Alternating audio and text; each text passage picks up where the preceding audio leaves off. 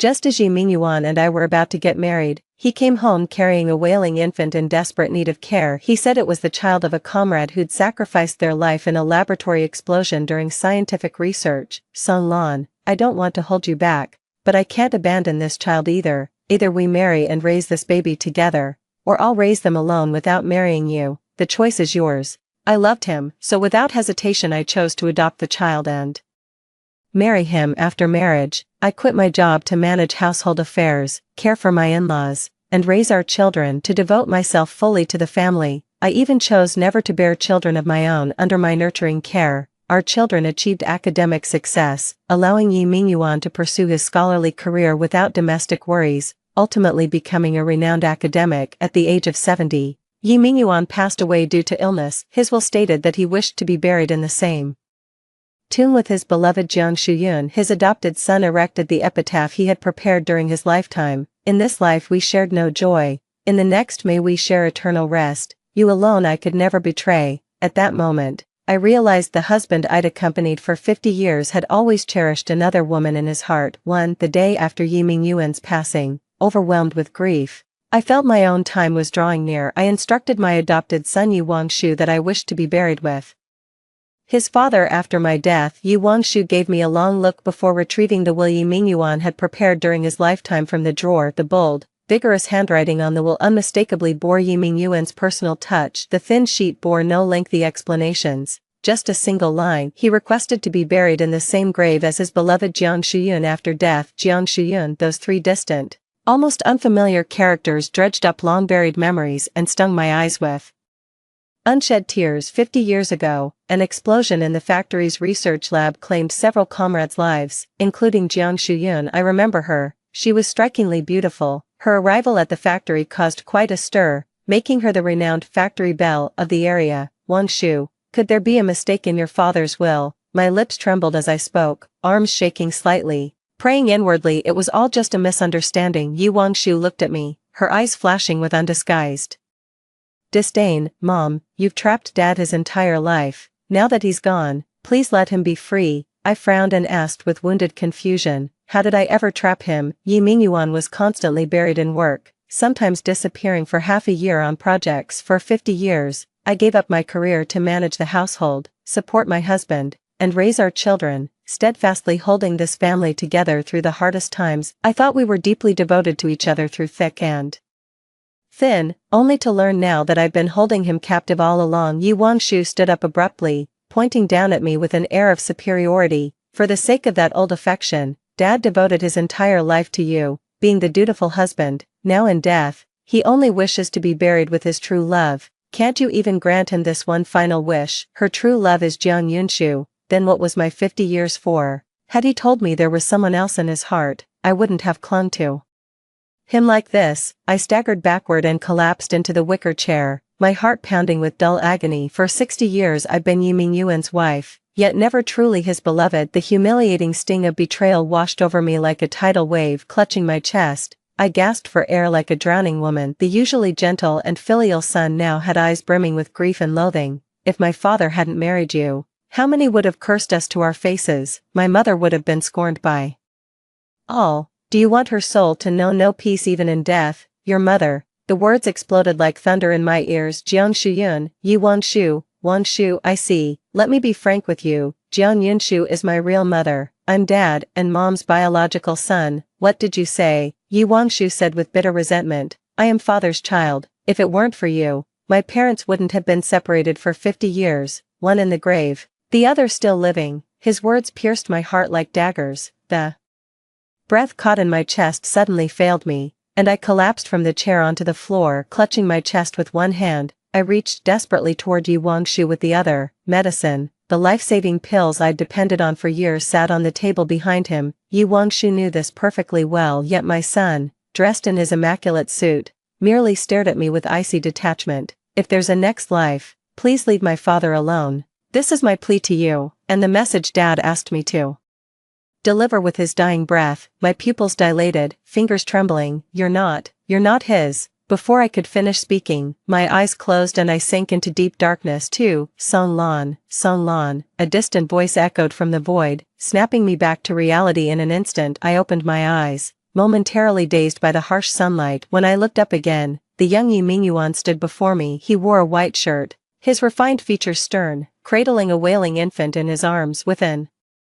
icy frown, he demanded, "Will you take responsibility for raising this child?" The baby's cries instantly brought the memories flooding back. I'd been reborn, traveling back 50 years to when Yu Mingyuan and I were about to marry. He held a child and asked if I'd be willing to raise it. My hand flew instinctively to my chest. The suffocating pain was gone, replaced by the steady pulse of a healthy heart. Those 50 years of deception and betrayal hadn't happened yet. Everything has come full circle. Worn down by my silence, Yu Mingyuan delivered an ultimatum. "Song Lan, if you can't accept this child, let's call off the engagement. I won't force you." I raised my eyes to meet his gaze, my fists clenched so tightly they trembled. This very man had ruthlessly deceived me for 50 years. I slowly parted my lips and answered with a single, resolute word, "All right." Yu Mingyuan's tense expression softened slightly. He seemed to have misunderstood. "You agree? I'm not good with children. You should take them back first. Call off the engagement." I cut him off, deliberately ignoring his outstretched arms offering to hand me the child. "What did you say?" Yu Mingyuan couldn't believe his ears, glancing at the tiny, frail infant in his arms. I took a deep breath and enunciated each word deliberately. "I said I won't accept this child. Our engagement is off." Yu Mingyuan froze momentarily. Clearly, my response had caught him off guard. Pressing his lips together, she let out a cold laugh. "This is the child of a fallen comrade. I never thought you could be so heartless, the child of our fallen comrade." How dare he say that with such shameless hypocrisy? My fists clenched as nausea rose from the pit of my stomach. After secretly carrying on with someone else, they still had the gall to play the devoted lover and deceive me. 50 years together, and not once did he speak his heart to me, yet I never hated him this much. And this adopted son I poured my soul into raising, that cuts deeper than ice. After my heart attack took me, I lingered in this world a while. Yu Wangshu just stood there watching me writhe on the floor. An entire hour passed before he lazily dialed 120. By the time the ambulance arrived, my body had gone cold. After my death, no memorial service was held. He hastily cremated me and buried my ashes in some random wilderness. Meanwhile, he renovated the grave of his biological mother he'd never met, interring Yu Mingyuan's ashes with hers. The tombstone bore the epitaph Yu Mingyuan had chosen during his lifetime. "In this life we shared no joy. In the next I pray we'll rest together. You alone I cannot betray." 3. Yu Mingyuan threw down a warning for me not to regret this, then walked away with our child without looking back. Moments later, Mother came in. She jabbed her finger in my face, calling me an ungrateful wretch. "Have you lost your mind? Yu Mingyuan is the factory's top technical expert, high salary, good temper, and devilishly handsome. That man's got a golden future ahead of him. You waited for him well into your 20s without dating anyone, even gave up your college spot for him. Wasn't marriage the whole point? Now it's just adopting one kid, an extra mouth to feed. Why the sudden cold feet?" A bitter laugh escaped me, the ache driving straight through my chest. I was truly foolish, so blind that 50 years couldn't help me see a person clearly. Yu Mingyuan was an educated youth sent to the countryside, tall and lean like a pine tree, unlike anyone I'd ever met before. My father was the village brigade secretary who held the power to recommend college candidates. During those politically charged years, Yu Mingyuan's family background was considered problematic, making him ineligible for college admission. I begged my father to transfer his university spot to him. I was in love with Yu Mingyuan from the moment I first saw him in our village at 15. I fell hopelessly for this educated youth from the city. Life was hard for everyone back then, but foolishly smitten, I'd save my best possessions for him, handmade clothes and shoes, even sneaking him precious eggs or sweet potatoes when I could. When the college recommendation quota came down and Yu Mingyuan said he wanted it too, I gave it to him without a second thought. Everyone in the neighboring villages knew Song Lan had feelings for Yu Mingyuan. After graduation, Yu Mingyuan was assigned as a technician at the best machinery factory in the nearby township. For 2 years, Yu Mingyuan kept me at arm's length and never mentioned marriage. I admit I love him and want to marry him, but I'd never use the favors I've done for him as leverage to force his hand. I stayed quietly by his side, believing he'd eventually come to genuinely care for me. 3 years slipped by, and I'd grown into a woman in my 20s. My parents called me stubborn, while friends urged me to let go of my feelings for him. I refused to give up. Following him devotedly, I believed someday he'd recognize my worth. 3 months ago, He proposed to me on his own initiative. I thought my persistence had finally paid off. Little did I know, he spent 50 long years delivering a stinging slap to my face, showing me I was nothing but a fool in his eyes. For the next day, co-workers came by to go to the memorial service together, paying tribute to our comrades who perished in the lab explosion 2 days prior. The explosion claimed over a dozen lives, including Jiang Yunshu. Such a shame about Yunshu, so beautiful, gone just like that. My co-worker sighed to me. I remained silent, lifting my gaze toward the center of the auditorium. The victims' photographs were neatly arranged on the table for mourning, among which Jiang Yunshu stood out strikingly. Even in those austere times, her beauty stood out remarkably. No ordinary black and white photograph could dull her radiance. A co-worker nudged my arm and pointed nearby. Look, it's your Ming Yuan. He seems so heartbroken. Maybe you should go comfort him. Raising my gaze, I saw Yi Mingyuan standing before Jiang Yunshu's photograph, his eyes bloodshot as if he'd been staring for hours. Sensing something, Yi Mingyuan lifted his eyes and looked toward me. Her eyes burned with hatred, as if I were the one who murdered Jiang Yunshu a year ago. Yi Mingyuan's research institute was hiring an assistant. I'd prepared extensively for this opportunity, going above and beyond, even doing laundry and cooking at the factory director's home. The director chuckled, saying they'd originally planned to give me the assistant position since I was one of the few high school graduates in the factory. I waited eagerly for the announcement day, only to have the name Jiang Shuyun hit me like a sledgehammer. I wanted to go find the factory manager and get to the bottom of it, but Yi Mingyuan grabbed me by the arm and stopped me. He admitted to making the final changes to the accepted candidates list. You're too clumsy to work as a lab assistant, I protested indignantly. Who says I'm clumsy? I'm actually quite handy. I can make dumplings and buns, knit sweaters and wool pants. Can't I at least work as a lab assistant cleaning windows? An assistant just helps record data and wipe down equipment. It's not exactly rocket science. Noticing my reddened eyes, he paused. Jiang Yunshu's family is struggling. Song Lan, do this for me. Giving her the spot would be helping an employee in need. As he spoke, he gently wiped the tears from the corner of my eye. The lingering warmth on my palm made my heart skip a beat, and I let the matter drop. Many years later, a drunken Yi Mingyuan stared at me with bloodshot eyes and slurred, "Why wasn't it you who entered the lab that day?" Back then, I thought it was just drunken rambling. Only now do I understand. He wished I'd died in that explosion instead of Jiang Yunshu. 5. Yi Mingyuan took a few days off. When I saw him again, he had dark circles under his eyes, clearly hadn't been sleeping well. Yi Wangshu was just 3 or 4 months old then. As a colicky baby, he kept me from getting proper sleep during those exhausting months of caregiving. Yi Mingyuan must have been through hell these past few days. In our past life, Yi Mingyuan barely lifted a finger to care for Yi Wangshu. All he had to do was hold the boy for 2 minutes after work to reap a dutiful, sensible son who excelled in everything. Yet my round-the-clock devotion meant nothing to them, just some laughable obligation in their eyes. Clutching the aluminum lunchbox, I drew a deep breath and pretended not to see him. Before I could take a step away, Yi Mingyuan spoke first with a frosty expression. "Don't bother packing lunch for me anymore. If you can't accept this child, I won't marry you." His words caught me off guard. Glancing down at my lunchbox, I realized he'd misunderstood the situation. The cafeteria food was terrible, and with Yi Mingyuan's hectic schedule and irregular meals worsening his stomach issues, I'd taken to bringing him homemade lunches. A few months back, he had an insatiable appetite, often eating double portions at lunch. Back then, I'd give him my lunchbox every day and go hungry myself. Looking back now, that must have been when Jiang Yunshu was secretly pregnant. The thought makes me want to slap myself hard. Seeing my silence, Yi Mingyuan raised his head. "I'm truly grateful for your care all these years, but adopting that child is my bottom line. If you can't accept the child, I can't accept you either. Anything else you do would be pointless." Pressing my lips together, I nodded. "Understood. I won't bother you anymore. You have my word." With that, I clutched my lunchbox and turned to leave, unwilling to say another word. "Song Lan, what exactly do you mean by this?" My attitude infuriated Yi Mingyuan,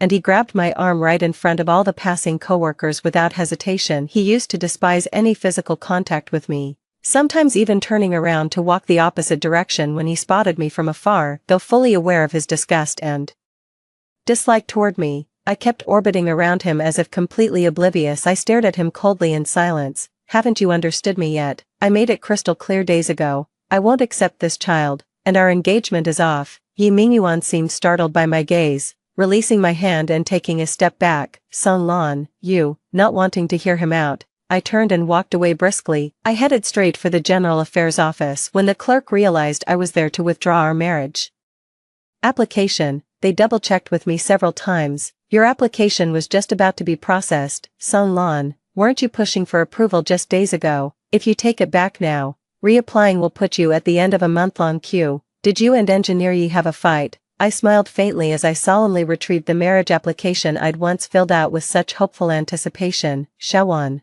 I'd appreciate your discretion about this. There are still some matters between Yi Mingyuan and me that need resolving. Shawan nodded in agreement to keep it confidential, so I handed her an orange as a token of appreciation. After leaving the General Affairs Department, I headed to HR to submit my resignation letter. 6. When I got home from work, I heard the baby crying. I walked into the bedroom and found my mother holding a baby. It was little Yi Wangshu, crying for milk. Mom, why is this child here? Seeing me return, Mom visibly relaxed and immediately tried to hand the baby to me. Ugh, this kid is such a handful, crying at the drop of a hat. My arms are exhausted from carrying him all day. Take him already. I need a break. I took a step back without taking the child. Just looking at him now makes me picture his cold indifference 50 years later when he'd leave me to die, even knowing little Yi Wangshu wasn't to blame for what hadn't happened yet. I couldn't help feeling this visceral rejection whenever I saw the child. I frowned. What's this child doing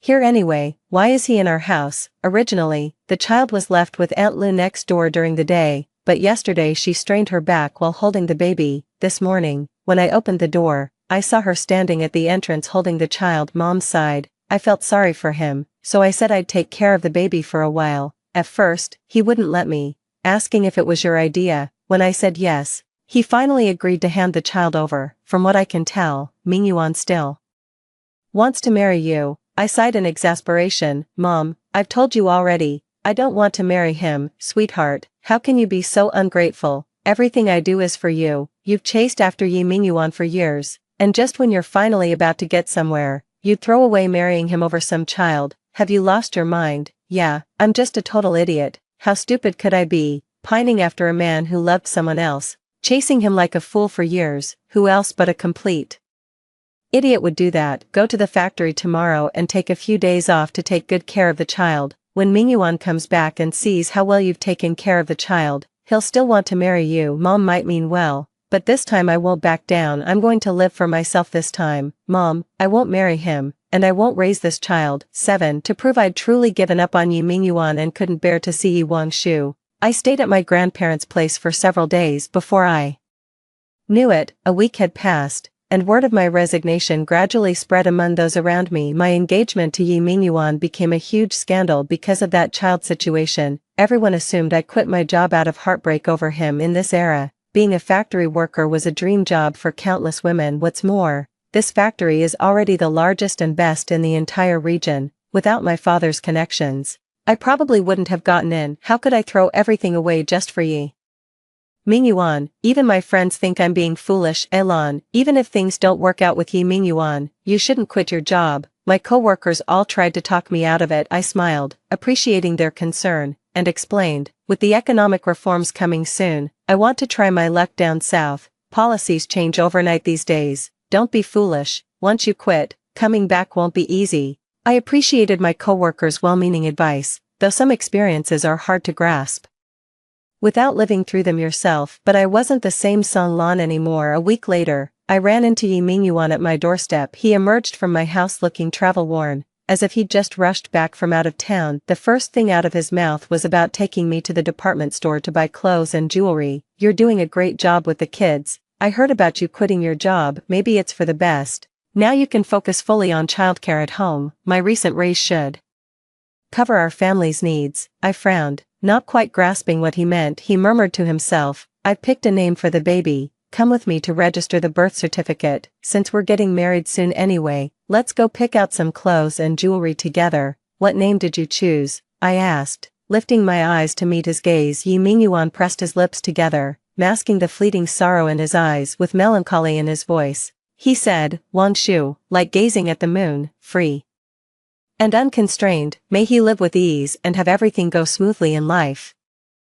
The exact same answer as in my past life. Gazing at the moonlight, Jiang Yunshu was truly his purest, most genuine white moonlight. But was she truly that flawless white moonlight? A thought crossed my mind, and I let out a quiet scoff. Wang Shu, now that you mention it, he does bear some resemblance to Jiang Yunshu. Could this child possibly be? Don't talk nonsense. Yunshu never married, she's passed away now. Stop slandering her. I've told you before, this is Su Gong's child. Indeed, Jiang Yunshu had remained unmarried during her lifetime. Jiang Yunshu was specially assigned to the factory 3 years ago, rumored to be an overstaffed placement. Nobody knew the exact circumstances of her arrival. Her beauty was so striking that groups of male workers would come just to catch a glimpse of her. Yi Mingyuan was the technical backbone. I always thought he was different from others, only to discover they'd been involved long before. Were it not for that accidental explosion, Yi Mingyuan would probably never have married me. Song Lan, if you promise to take good care of this child, we'll proceed with the wedding as planned. His tone carried a hint of condescension as he spoke. Without agreeing or refusing, I went inside and handed the child to him.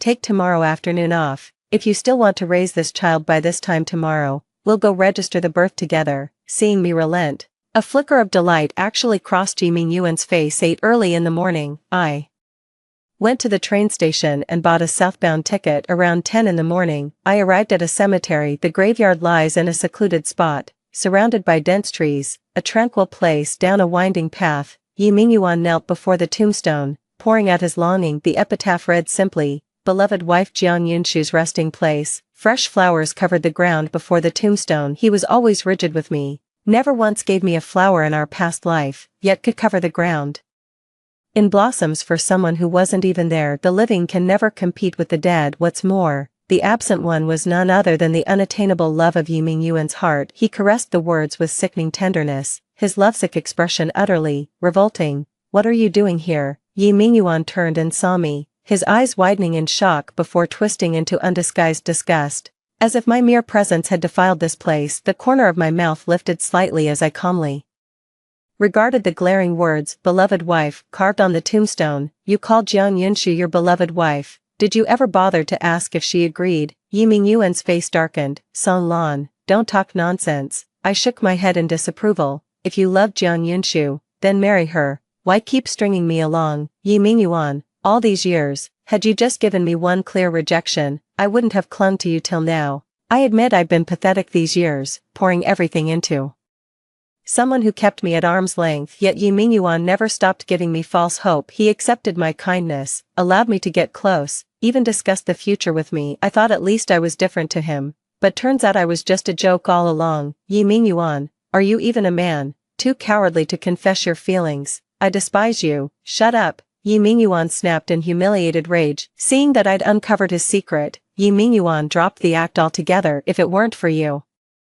Yunshu wouldn't have only been secretly meeting with me. She's kind-hearted and didn't want to hurt your feelings, so she kept things hidden. I couldn't help but laugh. So it's noble to have an affair just to spare me pain. If she hadn't died, were you planning to keep meeting in secret for the rest of your lives? Song Lan, you can insult me all you want, but don't you dare disrespect Yunshu. She's already gone. What more do you want? Yi Mingyuan was furious, even raising his hand as if to slap me. But before he could reach out, the deputy director's wife led a group charging through the woods. That little bitch's grave is right here. Tear it down. A dozen men armed with clubs and shovels charged forward, intent on desecrating Jiang Yunshu's grave. Yi Mingyuan refused, so a dozen men surrounded him and beat him up. By the time the police arrived, Yi Mingyuan had already been beaten to a pulp, barely recognizable. With the police's intervention, the truth of the matter was uncovered.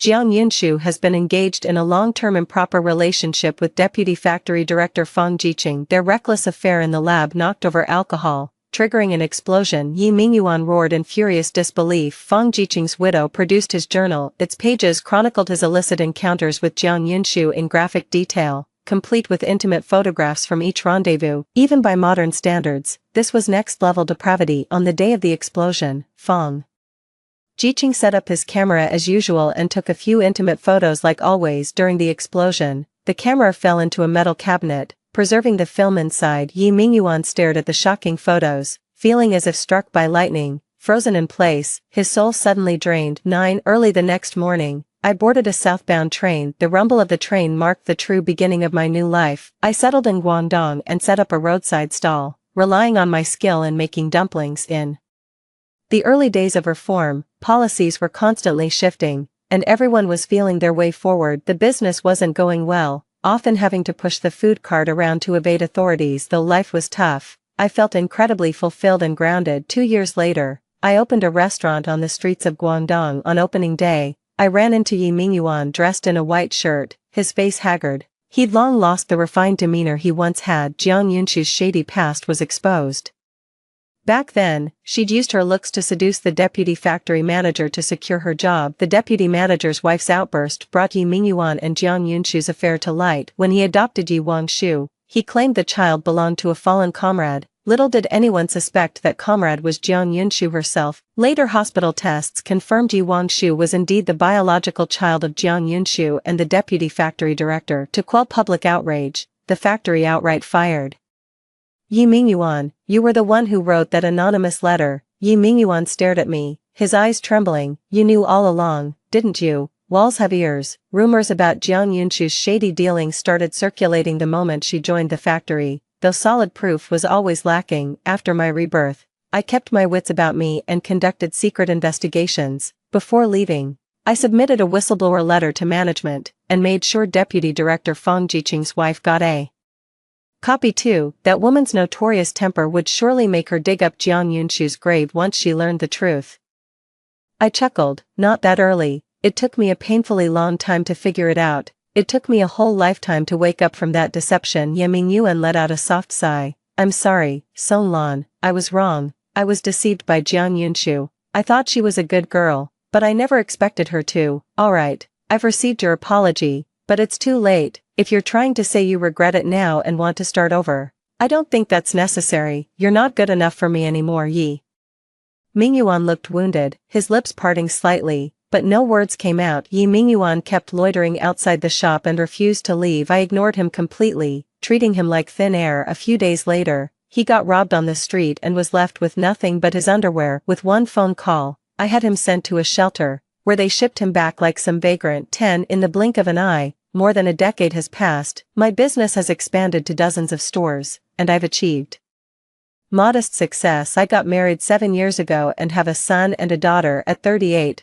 I returned to my hometown to bring my parents to Guangdong. Just as I reached the village entrance, I saw a teenage boy beating his frail, sickly father. Worthless old man, barely making any money. You're useless, a damn disgrace. The boy kept cursing as he emptied his father's pockets, then swaggered off without a care. The father crouched on the ground, wiping the grime from his face in disarray. When I looked up, it was Yi Mingyuan, aged beyond his years, resembling an old man. Yi Mingyuan noticed me too, frozen in place. His clouded gaze flickered briefly, his lips parted, but in the end, he simply shut his eyes in despair. Yi Mingyuan's reputation was utterly ruined. Legitimate companies now barred their doors to him. He had to scrape by doing odd jobs wherever he could find them. With no one else willing to take in Yi Wangshu, Yi Mingyuan had no choice but to keep supporting the child he'd legally adopted. Though he never gave him the full name Yi Wangshu, the boy was simply called Yi Wang. Yi Mingyuan developed a drinking problem, and while other families thrived during China's economic reforms, his household sank deeper into poverty. Yi Wang never received proper upbringing from his past life. Since elementary school, he'd skip classes to pick fights, and his grades were predictably abysmal. He got expelled from middle school for brawling, then ran with local hoodlums. When broke,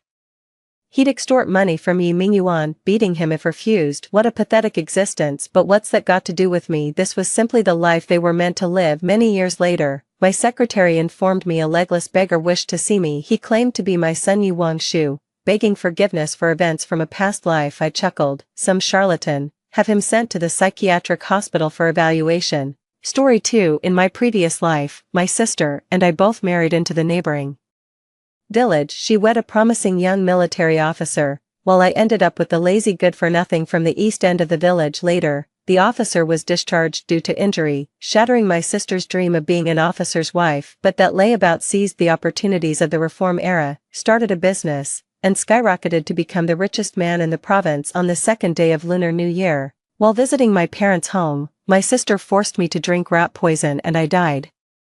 The moment I opened my eyes, I found myself back to the eve of my wedding. My sister was throwing a fit, insisting on marrying that good-for-nothing. My parents were at their wits' end and pleaded with me to be understanding and swap marriage arrangements with my sister. I agreed obediently, but inwardly I couldn't suppress a scornful laugh, dreaming of becoming the wife of the richest man first. That good-for-nothing would have to become the richest man. I don't care what anyone says, I'm going to marry Li Tianming. So what if he's lazy? Men always straighten up and start providing for their families after they get married. What's so great about Ji Yanchuan anyway? He's hardly home a few times a year. Marrying him would be no different from being a grass widow. In the main hall, my sister lifted her chin defiantly as she demanded that our parents swap our marriage arrangements. My father sat in his chair puffing on his pipe. Silent and grim-faced, my mother tapped my sister's forehead lightly, exasperated by her lack of ambition. What's wrong with Ji Yanchuan? Soldiers earn good money, his family is small, and you'd live comfortably after marrying him. Li Tianming has 3 older brothers. Do you think any of his sisters-in-law are easy to get along with? With your temperament, you'll be caught up in their scheming sooner or later. The gut-wrenching pain felt like a fever dream. I sat silently in the corner, clutching my stomach with a cold sneer. So my sister had been reborn too. In our previous life, our mother had arranged marriage prospects for both my sister and me at the same time. At 1001 hashtag I was only 17, still too young to get married, but our family was so poor that my eldest brother, already 22, still couldn't afford a wife. Now my second brother was reaching marriageable age, and my younger brother was growing up day by day. They'd need wives too someday. Money was needed everywhere. After some discussion, our parents decided to marry off my sister and me first. They planned to use our bride prices to get a wife for their son. My sister and second brother are twins. Since she was their first daughter, our parents still cherished her a bit, so my mother went through the trouble of arranging a match for my sister with the Ji family. I'm the 4th child in the family, with older siblings above me and a younger brother below. My mother suffered through a day and night of labor when giving birth to me, putting her through immense pain. On top of that, I'm introverted by nature, so she never really took a liking to me. When the Li family took a liking to my looks and sent a matchmaker to propose, my mother agreed without a second thought. After all, who could turn down such an exorbitant bride price of 288 yuan? And just like that, I was essentially sold off to the Li family. My sister married Ji Yanchuan with great excitement, dreaming of becoming an officer's wife and climbing the social ladder. To everyone's surprise, Ji Yanchuan was discharged from the military due to injury and fell into deep despair. With her dreams shattered, the sister ran away from home to the city. The following year, she returned pregnant and demanded a divorce from Ji Yanchuan, boasting that she had hooked up with a wealthy man and refused to stay tied down to a useless cripple. After finalizing the divorce, she rushed to find her rich lover, only to discover the place empty and him nowhere to be found. She slunk back home in disgrace, only to be dragged by her parents to get an abortion.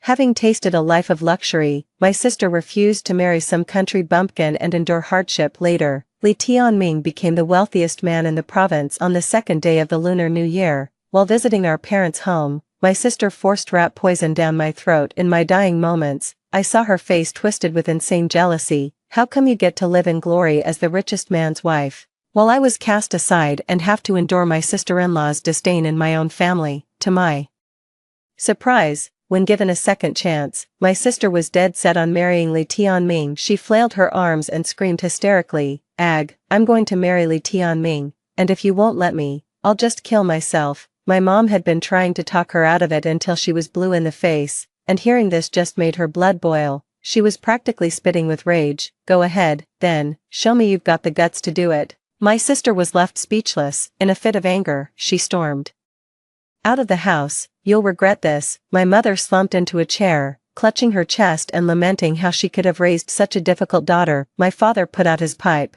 "Don't work yourself into a state. Xiaoxin just needs time to come around. She'll see reason soon enough." My mother patted her chest to calm herself, then turned and saw me in the corner, eyeing me suspiciously. "Shenhe, are you also trying to marry into the Ji family? Is that why you praised Li Tianming in front of her, hoping to swap marriages?" Ever since I was little, I've been blamed for everything that goes wrong in this house, and criticized at every turn. I get blamed when the food runs out. I get scolded when she loses arguments with the neighbors. My sister and brother sneak sugar and then curse at me. "You little brat, what did I ever do to deserve this?" It was clearly my sister who insisted on switching marriages because she wanted to become the richest man's wife in her second chance at life, yet my mother believed I was the one who manipulated her out of my own discontent. We're both her daughters. Why is she so biased? I clenched my fists, maintaining an innocent expression. I've never met Li Tianming and know nothing about his family. How am I supposed to convince my sister to marry him? My mother thought it over and fell into deep contemplation. By the time lunch was served,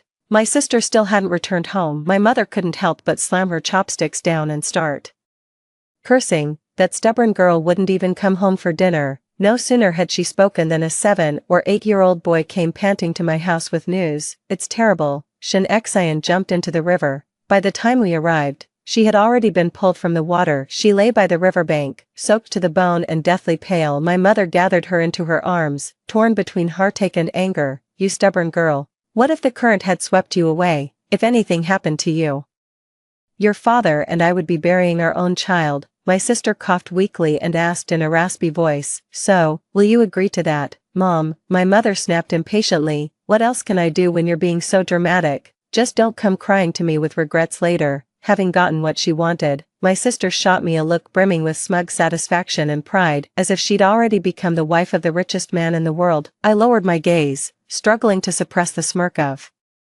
schadenfreude at the corner of my mouth. My dear sister, the Li family has quite a few surprises waiting for you. My sister threatened suicide to secure the marriage she wanted. My mother's heart ached for her daughter, so she agreed to this absurd last-minute bride-swapping arrangement, but no one asked how I felt about it. Just give me a heads up after the fact. Exactly like this. I'm clearly the one who's been wronged, yet they tell me to be understanding toward my sister and not argue with her. My father, you see how it is. Your sister insists on marrying Li Tianming. Since you're the sensible one, why don't you take her place? My mother, the Ji family is well off, but your sister is blind to that. Their loss is your gain. My eldest brother, little sister, a husband is a husband. Would you really stand by and watch your big brother stay single at this age? I remained silent, but my hot-tempered second brother couldn't hold back any longer. He and his sister are twins, and he's always favored her unconditionally since they were kids. Listen, Shen He, don't be so ungrateful when someone's trying to do you a favor. The Ji family's conditions are excellent,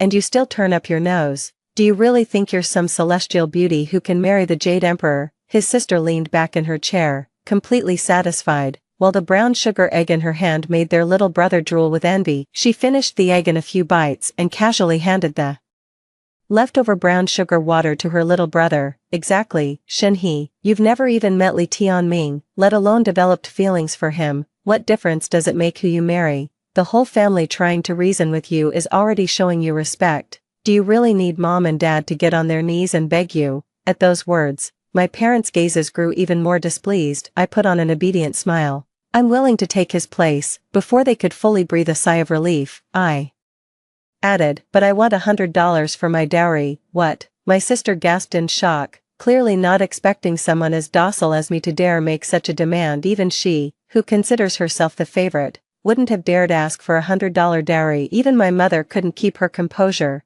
100 yuan for the dowry? You've got some nerve. I only gave your sister 20 yuan for hers. I remained perfectly calm. The Li family offered 288 yuan, so 100 isn't too much to ask.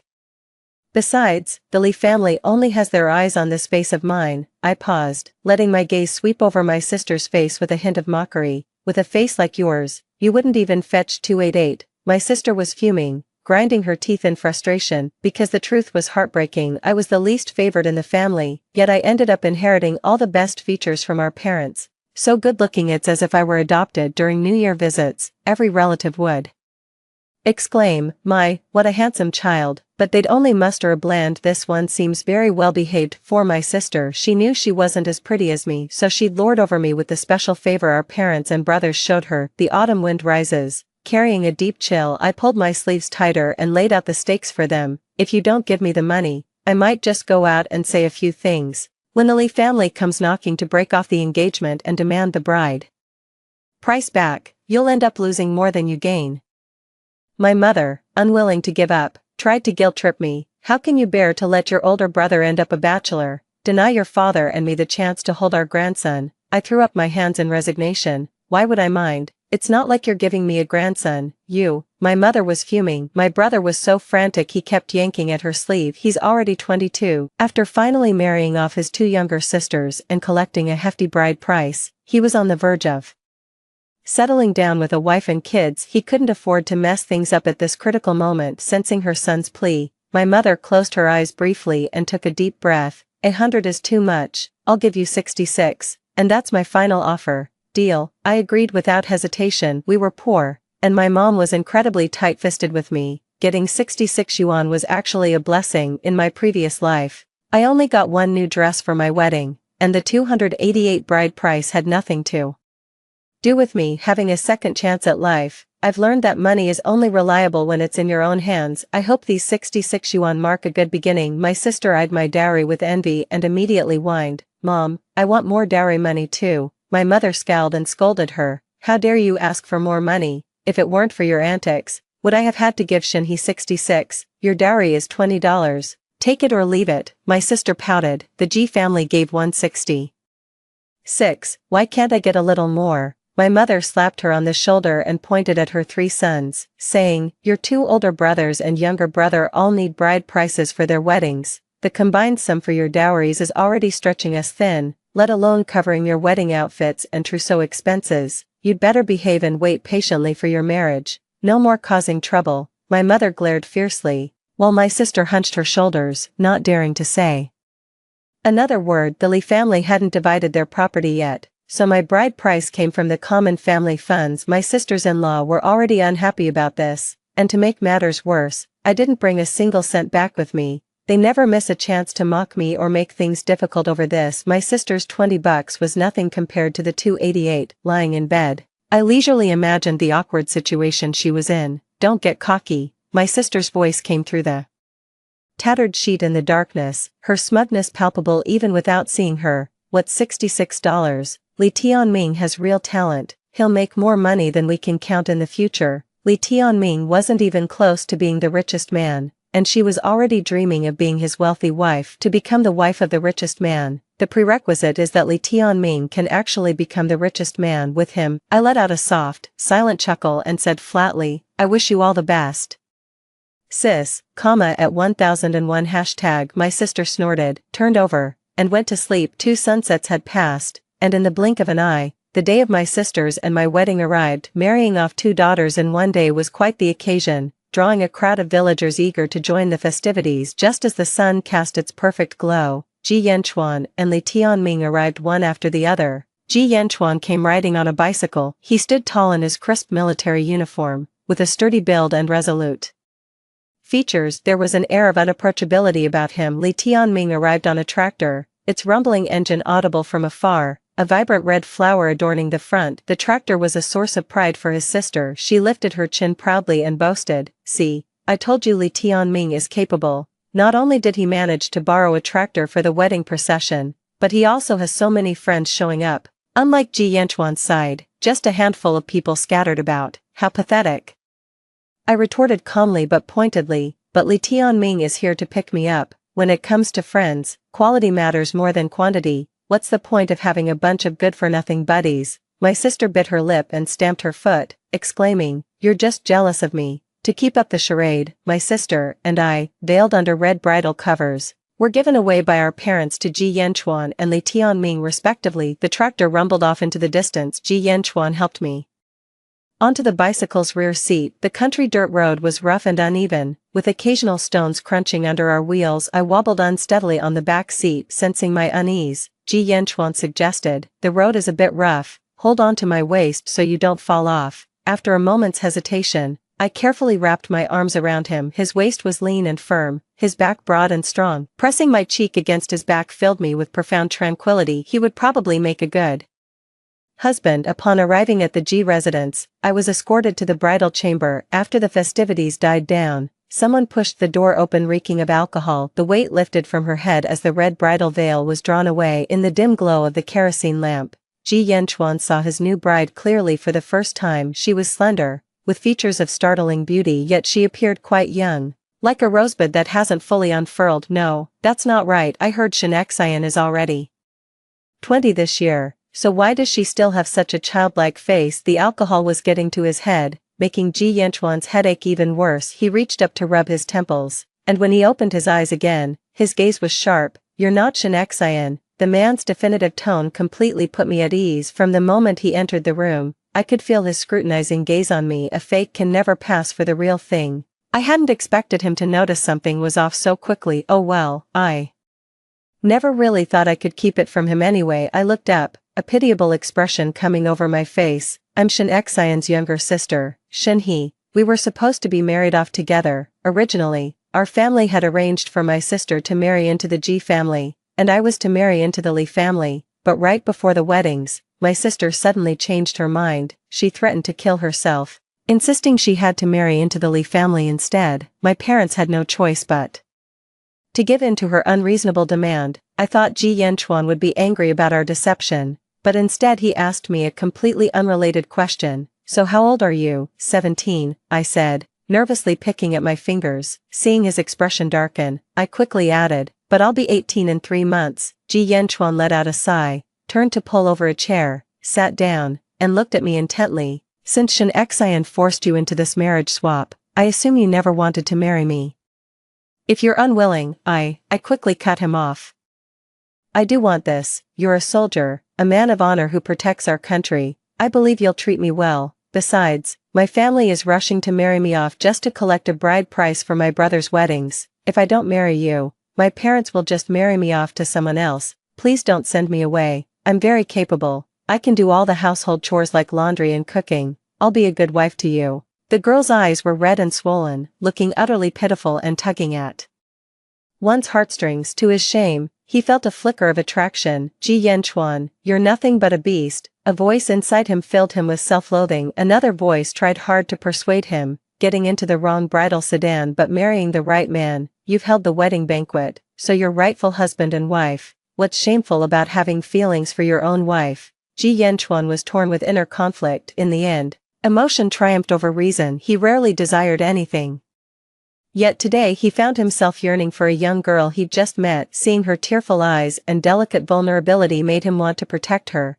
care for her, and spend his life with her. It's just that basic male instinct, lust at first sight. Fine, since I've already chosen her, I'll just treat her right from now on. Seeing Ji Yanchuan remain silent for so long made me increasingly uneasy, so I tentatively asked him, can I stay? The worry faded from Ji Yanchuan's brow, replaced by a gentle smile. Since you've married me, the Ji family is your family now. After the holiday, I'll return to the military base to submit our marriage report. We'll register our marriage officially once you turn 18. I know you're capable, but I didn't marry you to make you do all the work. From now on, we'll share the household chores together. My gamble paid off. Ji Yanchuan truly is a good man. He said I was still underage, and that marital intimacies could wait. Then we lay down fully clothed, with a quilt placed between us as a boundary. In the darkness, my thoughts began to drift. I recalled the circumstances of my previous life when I married Li Tianming. He stumbled into the room reeking of alcohol and pinned me down in one swift motion. His crude behavior and violent ways filled me with dread toward the whole affair. I was completely worn out from the ordeal and didn't wake until the sun was high the next day. The 3 sisters-in-law from the Li household sneered at me with sarcastic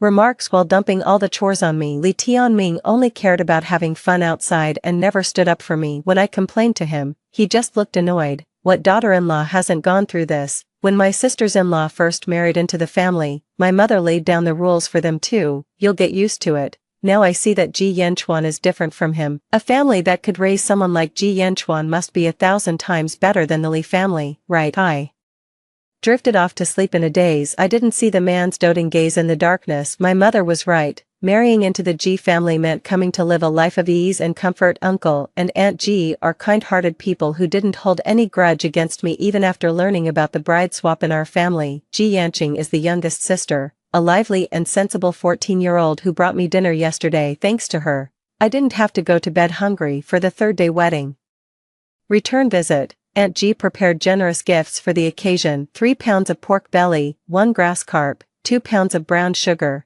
and 1 pound of sponge cake. I protested. Mom, I'll just take 1 pound of sponge cake. Giving them the good stuff is a waste. Better to keep it for ourselves. Mrs. Ji shot me a reproachful look, her hand still busy packing the items into the basket. It's your first visit back home. How would it look if you only brought sponge cake? Besides, your sister is coming back today too. If she outshines you, your mother-in-law might give you a hard time. I recalled the scene from my previous life when I returned to my maiden home after marriage. The Lee family believed that since they had paid a high bride price, I was practically sold to them. They saw no need to prepare a proper homecoming gift to maintain good relations with my parents, so they only let me bring 10 pounds of sweet potatoes back home. Compared to my sister's generous homecoming gifts, my mother didn't give me a warm welcome. She scolded me for being as clueless as ever, not knowing how to bring things from my in-laws' house to support my own family. Even after receiving such a hefty bride price, my mother still wasn't satisfied. She kept scheming about how much more I could bring to the family, completely disregarding my situation in the Lee household. In my past life,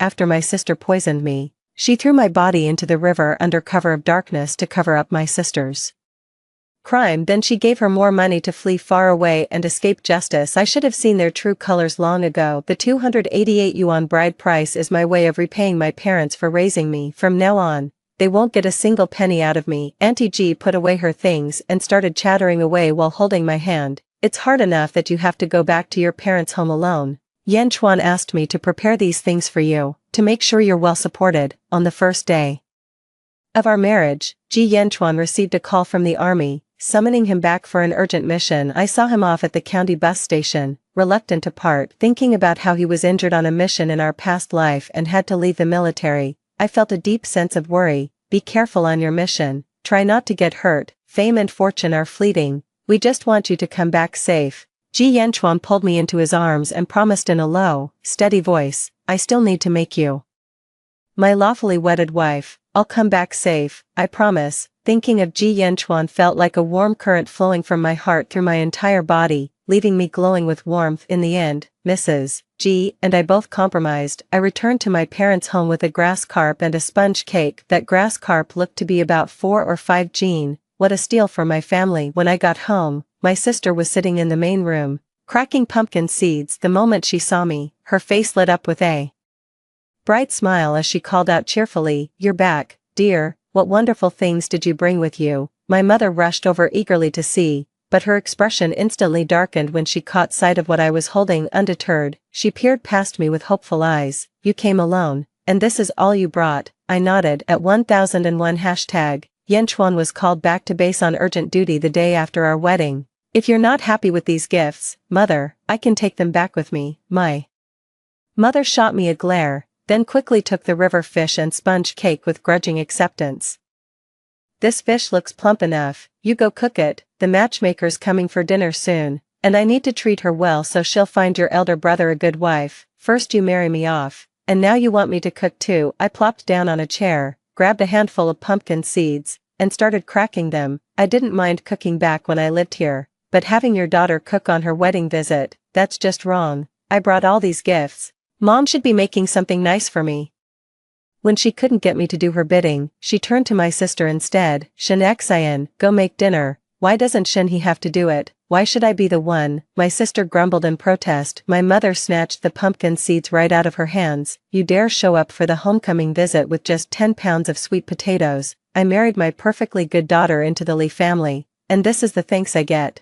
Who do you think you're looking down on, and you still expect to take gifts back with you later? If you don't want your in-laws to despise you, get up and start cooking for me right now. You sold your own daughter, and you still expect people to respect you. You can't have your cake and eat it too. Don't be so greedy. Thinking about the return gift, my sister reluctantly went into the kitchen. She had no choice but to give in. Her sisters-in-law already disliked her because of the bride price, and if she didn't come up with a decent return gift, they'd never let her hear the end of it. My mom couldn't stand seeing me idle, so she sent me to the backyard garden to pick some vegetables. On my way back from harvesting vegetables, I ran into Li Tianming wandering around. His eyes lit up when he saw my face, his greasy gaze crawling all over me. You must be Shen He, right? Much prettier than your sister. Pity you got on the wrong bus and married the wrong man, otherwise, such a beautiful wife would have been mine. I tried to sidestep him, but he grabbed my arm in an instant. You look like you've never known a man's touch, have I? I heard your husband left the day after your wedding. These long, lonely nights must be so empty. Let me. Before he could finish, an enraged roar erupted from the kitchen doorway. Shen He, how dare you try to seduce my husband?" My sister rushed over, pulling Li Tianming behind her as she shielded him, glaring at me with defensive hostility. Li Tianming spoke in a detached tone as he began to explain, "It's just a few words, why are you making such a fuss?" Not daring to blame Li Tianming, my sister turned her anger toward me. "What do you know? Shenhe has been using her pretty face to flirt with people since she was a child. When my sister was 15, she developed a crush on a boy from our village. She mustered the courage to confess her feelings, only to be brutally rejected. He said he actually had feelings for me. She ran back home, called our second brother to pin me down so I couldn't resist, and then slapped me over and over. By the time she had vented her anger, my face was already swollen and red, too disfigured to be seen in public. Back then I couldn't fight back, but things are different now." Slap. I raised my hand and slapped my sister across the face, my expression icy cold, filled with disdain and scorn. "Ji Yanchuan is handsome and has a bright future in the military. I must have been blind to ever settle for Li Tianming, a good-for-nothing loafer. Besides, I am now the proud wife of a serviceman. If you keep spouting nonsense, I can sue you for undermining a military marriage and have you thrown in jail." At the mention of prison life, my sister turned pale. She recalled her past life, how she had killed her sister in a fit of rage and was then forced to flee her hometown, living in constant hiding. Back then, the sight of any passing police officer would send shivers down her spine, fearing they had come to arrest her. She lived in perpetual fear day in and day out, and eventually, her money ran out. When she had nowhere left to turn, a kind-hearted woman offered to help her find a job. Little did she know, she was being tricked into prostitution down south. The money came fast, promising her a better life. She gave in, drifting through over a decade in a daze before contracting a venereal disease and dying far from home. When she opened her eyes again, she found herself back on the eve of her wedding. She thought of the tragic fate she had suffered in her past life and the glory of her sister becoming the wife of the wealthiest man. She decided that in this life, she would be the one to become the wealthiest man's wife. No way, she hadn't even become the wealthiest man's wife yet. How could she be sent away? She refused to back down in front of me, stammering out an explanation. "It's your own fault for looking so provocative. I was just worried Tianming might be led astray by you. I never intended to break up a military marriage. Don't you dare pin that accusation on me. What's being a military wife got to do with it? Does that give you the right to falsely accuse people?" While my sister and I were arguing, Li Tianming stood behind her watching the drama unfold, completely detached as if it had nothing to do with him. "He's completely irresponsible and shirks every duty." I curled my lip, too fed up to keep arguing with my sister. "Right, military wives shouldn't falsely accuse people. And you think you can? He's the one harassing me. Control your man. A dog never changes its taste for garbage." After that whole mess, I lost all appetite for staying through lunch without telling a soul. I quietly made my way back to the G residence. Mrs. G didn't ask any questions when she saw me return early, simply smiling and inviting me to join them for the meal. I consider myself truly fortunate to have found such a wonderful family. The days that followed were simple yet filled with contentment. 3 meals a day, and every fortnight, a letter would arrive from afar. In his letters, Ji Yanchuan would ask if I'd settled into life with the Ji family, reminding me to dress warmly as the weather turned cold and to eat well. He also wrote of the snow-blanketed highlands, expressing hope that I might see them for myself one day. I wrote back, sending along with my reply some homemade cured sausages and savory meat paste. Knowing how harsh the plateau climate can be, I knitted 2 more sweaters and bought 2 tins of clam cream. Even though the army provides daily necessities, handmade items carry a special personal touch. When the 12th lunar month arrived, the village's pigs had thrived this year. 2 were submitted as quotas, while 1 was slaughtered to distribute among the villagers. With the bitter cold and uncle and aunt getting on in years, I volunteered to collect our share of pork. I ran into my sister while waiting in line. Her eyes flashed with envy as she looked at my thick cotton coat. Then a smirk of schadenfreude quickly spread across her face. "Oh, so Ji Yanchuan didn't come back for the new year? Wounded on a mission, perhaps. I've always said there's no good in being a soldier, braving bullets and bombs. Who knows when you might lose an arm or a leg. It's an honor, sure, but it's the wife and family who suffer." My heart sank. I realized the letters I'd sent recently had gone unanswered. Serving in the military was Ji Yanchuan's dream, and soldiers live by the creed of following orders. I couldn't stop him from going on missions, nor could I convince him to leave the service. I could only write in my letters, again and again, urging him to stay safe. How dare she curse our soldiers who defend our homeland? Without a moment's hesitation, I slapped her across the face. My sister clutched her face and screamed, drawing curious stares from everyone around. You're insane, I shot back furiously. How dare you wish my husband to lose his limbs? He's defending our country. Even if you're my sister, I'll still hit you. The onlookers began murmuring among themselves. Exactly, while military service inherently carries risks, that's no way to talk about someone. Every soldier is a hero. Without our troops, would she even be standing here safely gossiping about others, unable to bear the crowd's accusations? My sister retorted loudly. Since when do we need outsiders sticking their noses into our family business? Mind your own damn affairs. The villagers in line shook their heads and clicked their tongues, but didn't say another word. Soon it was my turn. I was heading home with the meat when my older sister stopped me again. Just you wait, Ji Yanchuan will soon be injured and discharged from the military. You'll never surpass me in this lifetime. Carrying the meat, I was utterly fed up with her incessant pestering, so I went straight for her weak spot. How's life treating you in the Lee family? After working in the fields all day, you still have to do all the household chores, washing, cooking, cleaning. Your in-laws despise you, your sisters-in-law ostracize you, and your husband shirks all responsibility. You're doing all the chores you never had to do at home before marriage. Is this the perfect match you fought so desperately for? My sister was so flustered by my hitting a nerve that she dropped the meat she was carrying. How did you know? Don't tell me you've also. I cut her off. We're from the same village. You think I don't know about your family's business? You made your bed, now you have to lie in it. Let her keep living in her fantasy of being the wife of the richest man. Just imagine her disappointment and regret when she realizes the man she risked her life for is nothing like she imagined. Her sister picked up the meat from the ground, her face glowing with anticipation for the future. What do you know? Next year, Tianming will have his chance to shine, and he'll give me a life everyone envies. You can stay stuck in poverty with Ji Yanchuan. When the time comes, I'll take pity on you and help you out. Ha ha ha. She walked away laughing, even her retreating figure radiating smug satisfaction. I shook my head helplessly. At 1001 hashtag we've wasted enough time already. Let's hurry home. At the dinner table, a plate of braised pork belly smelled mouth-watering, but my mind was elsewhere. In my past life, Ji Yanchuan was injured and sent back around the time of the Lunar New Year. It's been a month and a half since he last wrote to me. I wonder. Someone placed a piece of meat in my bowl. I looked up and met Mother Ji's teasing gaze. Thinking about Yanchuan, aren't you? He's always been like this, disappearing for months without a word. Must be on a mission, and with the heavy snow blocking the mountains, it's possible the letters can't get through. Don't worry, I'll give him a good talking to when he comes back on leave. It was one thing when he was a bachelor, but now that he has a wife, he shouldn't make her worry like this. Ji Yanqing looked up from the delicious meal and chimed in to comfort me. Don't worry, sis. In-law, my brother's incredibly capable. He always comes back safe from missions. The dinner table was filled with warmth and laughter, so I didn't want to spoil the mood and forced a smile. Would my warning be enough to help Ji Yanchuan escape this danger? The unease in my heart grew increasingly intense. My anxious heart finally settled when I saw Ji Yanchuan, only to be replaced by a pang of overwhelming tenderness. The car door opened, and a sturdy soldier carried Ji Yanchuan out on his back.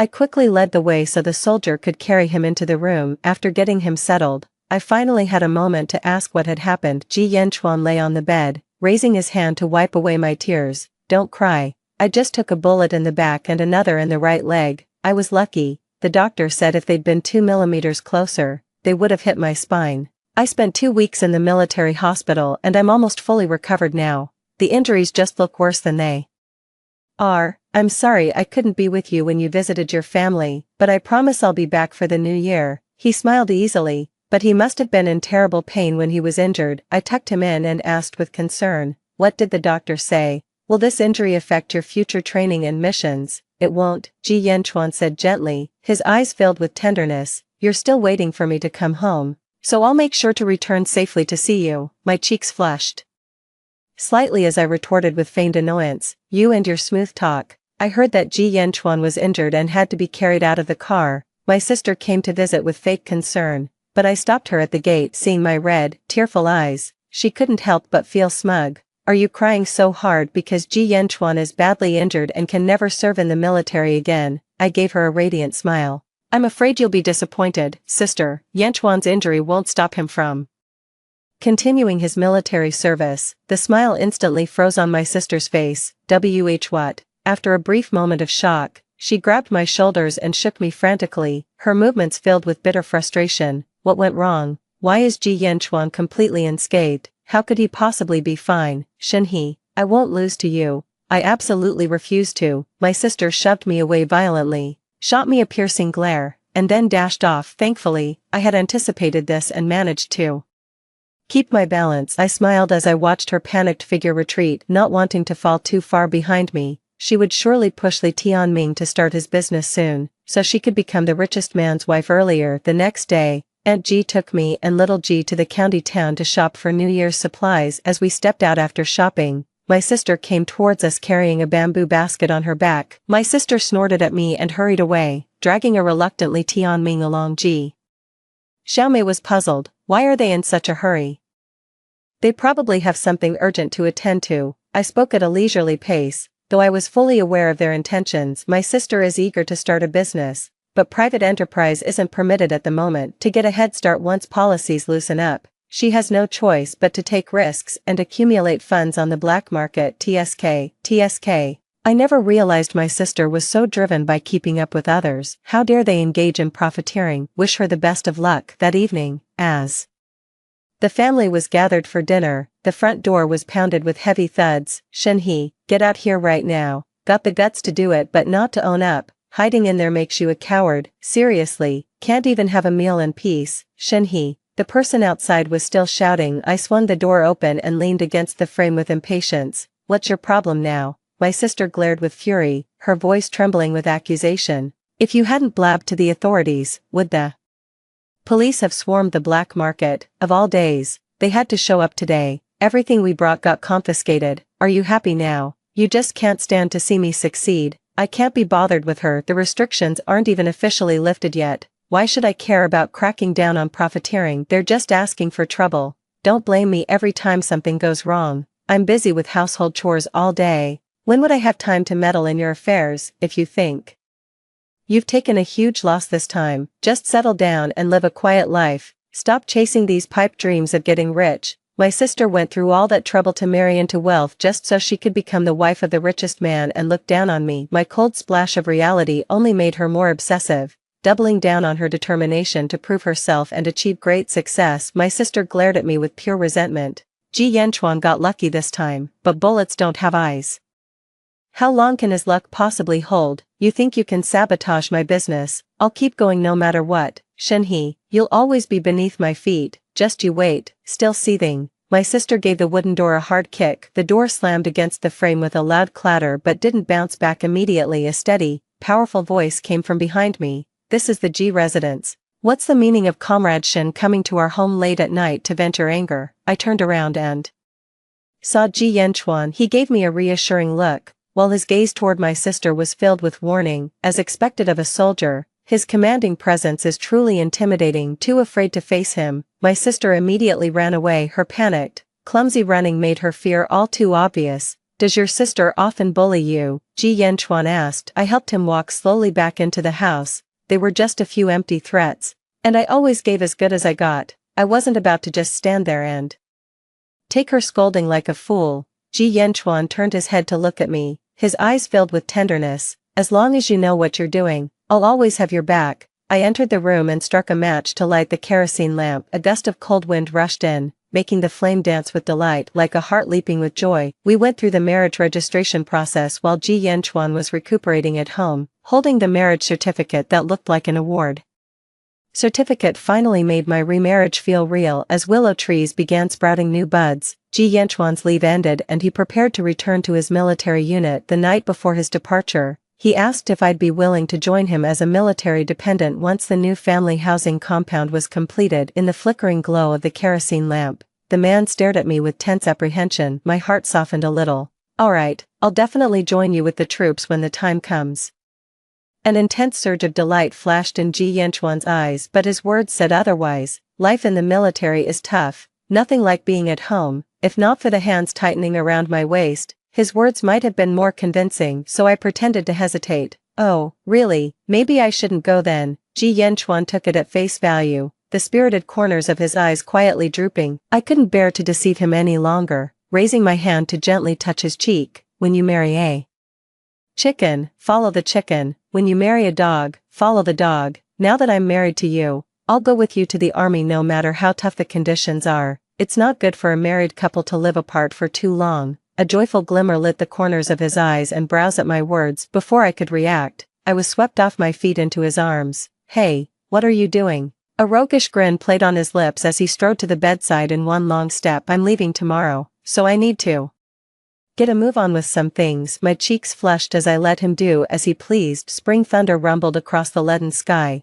releasing torrents of rain that soaked the earth. Ji Yanchuan returned to his military unit, but life had to go on. In the monotonous daily grind, the Li family's latest escapade became the talk of the town, injecting some much-needed excitement into their humdrum lives. Undeterred after having her goods confiscated at the black market before the new year, my sister dove right back into the food business once the heat died down. She specialized in portable, low-cost staples like steamed buns, plain mantou, and savory scallion rolls. With money rolling in, my sister walked with a newfound spring in her step. At 1001 hashtag, the Li family wives envied her ability to earn money and wanted a cut of the profits, but my sister refused, leading to frequent arguments and fights. The business continued all the way through summer. That day, my sister came home as usual after selling her goods. No sooner had she stepped inside than someone showed up demanding compensation. It turned out she couldn't bear to throw away the leftover meat buns from the previous day, so she simply reheated them and sold them to customers the next day. The hot weather had caused the buns to spoil, and the person who ate them suffered from vomiting and diarrhea, immediately coming to demand compensation. Since my sister was at fault in this matter, she had no choice but to pay up. After this incident,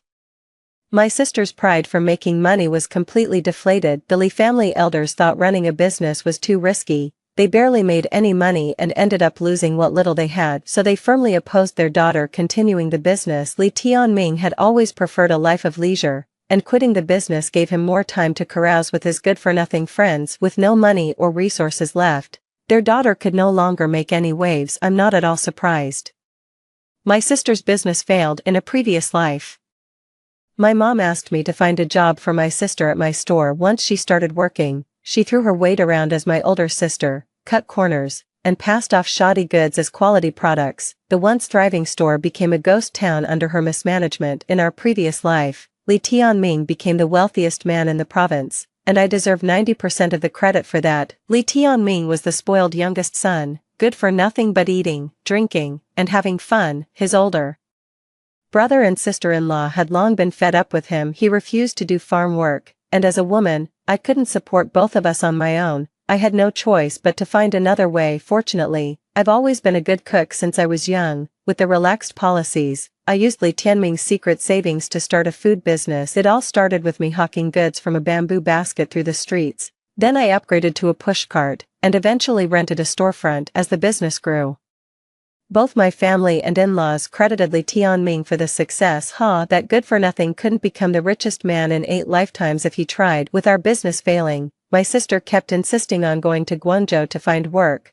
claiming that with the economic reforms there, you could practically pick money up off the streets. For folks in our village, the farthest anyone had ever been was the county town. You've never even been to the city, and now you want to go all the way to Guangzhou. You've got some nerve. In the dead of night, the front door was pounded again with violent banging, rubbing my eyes. I went to open the door and saw my sister, disheveled and with messy hair. The moment the door opened, she lunged at me, grabbing my neck, looking deranged and gritting her teeth. Shenhe, you knew all along, didn't you? Li Tianming is infertile. He actually asked his no-good friends to father a child. My life is ruined, and I won't let you get away unscathed. Her face was contorted with rage, her eyes bloodshot as her grip tightened. I could only make choked, guttural sounds. If you kill me, you'll pay for it. Why is the Li family's bride price so exorbitantly high? In my previous life, I thought it was because Li Tianming had a bad reputation in our village, so he had to offer a high bride price to find a wife from another village. Later, when my small business began to thrive, Li Tianming and his parents grew worried that I might develop wandering eyes. They conspired to get me drunk and brought in one of Li Tianming's disreputable friends to impregnate me. In my dazed state, I sensed something was wrong but lacked the strength to resist. The next morning, I overheard Li Tianming's muffled self-pity. It turned out he was infertile, and marrying me was just a facade to maintain his appearance of normalcy, feeling utterly deceived. I rushed back to my parents' home begging them to stand up for me. To my dismay, they proved spineless and urged me to return and make the best of my marriage. The Lee family showed up at my door to drag me back, threatening to expose my affair and ruin my family's reputation if I insisted on getting a divorce. They also demanded double the dowry payment. My parents were even more terrified. They got down on their knees and begged me to go back with the Lee family. Now the tables have turned, and I'm curious to see how my parents will treat their precious daughter Shanaxian. My words made my sister freeze for a moment. I seized the moment and kicked her in the stomach. She cried out in pain and fell, instinctively letting go to clutch her stomach. I watched her coldly and offered a well-meaning suggestion. Sister, why don't you come back home after suffering such a great injustice? You're Mom and Dad's most beloved daughter. They'll definitely stand up for you and make things right. A glimmer of light rekindled in her weary, angry eyes, then a hint of suspicion crept in. Since when are you so kind-hearted? I smiled and helped her up. There's no bad blood between us. Thanks to you, I was able to marry into the G family. You took my place in that living hell, and I'm both grateful and guilty. The least I can do is offer some advice. She seemed to believe me a little. Grabbing my hand excitedly, she said, all right, let's go back right now. I can't stand staying in the Lee family for one more second. Go back. I'd rather not get involved in this mess. I turned away and coughed a few times. I've caught a cold these past few days and feel dizzy. If I go with you, sister, I'll only slow us down. It'll be dawn soon, and if the Lee family finds you gone, they'll surely send people looking. At the mention of the Lee family, my sister turned pale. She let go of my hand and bolted away through the relentless chorus of cicadas. Go on then, go see for yourself how decisively your loving parents gave up on you. A daughter will never measure up to a son or a grandson. I looked up at the night sky. The stars twinkled, their eternal gaze fixed upon the land. Early the next morning, Uncle G, Aunt G, and little sister G loaded my luggage onto the tractor and saw me off at the county bus station. A week ago, Ji Yanchuan sent a telegram home, saying the snow had melted and it was the perfect time for me to join him with the army. His parents were delighted at the prospect of our reunion and urged me to set off sooner rather than later. The tractor rumbled its way toward the village entrance. I came face to face with my sister, who looked utterly distraught. She was completely surrounded by old Mrs. Lee and her 3 daughters-in-law, trapped with no way out. Sitting up high, I silently mouthed the words, goodbye, sister. Hearing the tractor's rumble, my sister instinctively looked up. The moment she saw me, she started struggling frantically. Shinhee, you lied to me. This wasn't how it was supposed to be. I'm the officer's wife. I regret it. I regret everything. Let's switch back, she screamed hoarsely and thrashed about with all her might. The Lee family wives pinned her down firmly, leaving her no chance to escape. Mother Lee shot her an annoyed glare and raised her voice to defend Li Tianming, also addressing the villagers who had gathered around. Sure, Tianming's fondness for drinking and gambling makes him a bit of a scoundrel, but our family has provided you with a comfortable life and never treated you poorly. What's the use of regretting now? Back then, our family had our eyes on your sister Shinhee, but you insisted on switching the marriage arrangement and marrying him yourself. We haven't even complained about that, and now you're the one having second thoughts. Let me tell you. As the tractor rumbled further away, the voices gradually faded beyond my hearing. The southern breeze swept across the fields, sending rippling waves through the wheat. The tractor carried me onward along the journey, embarking on a path to a completely different kind of happiness. Story 2. Huiyan came to the Welfare Institute to choose a younger sister.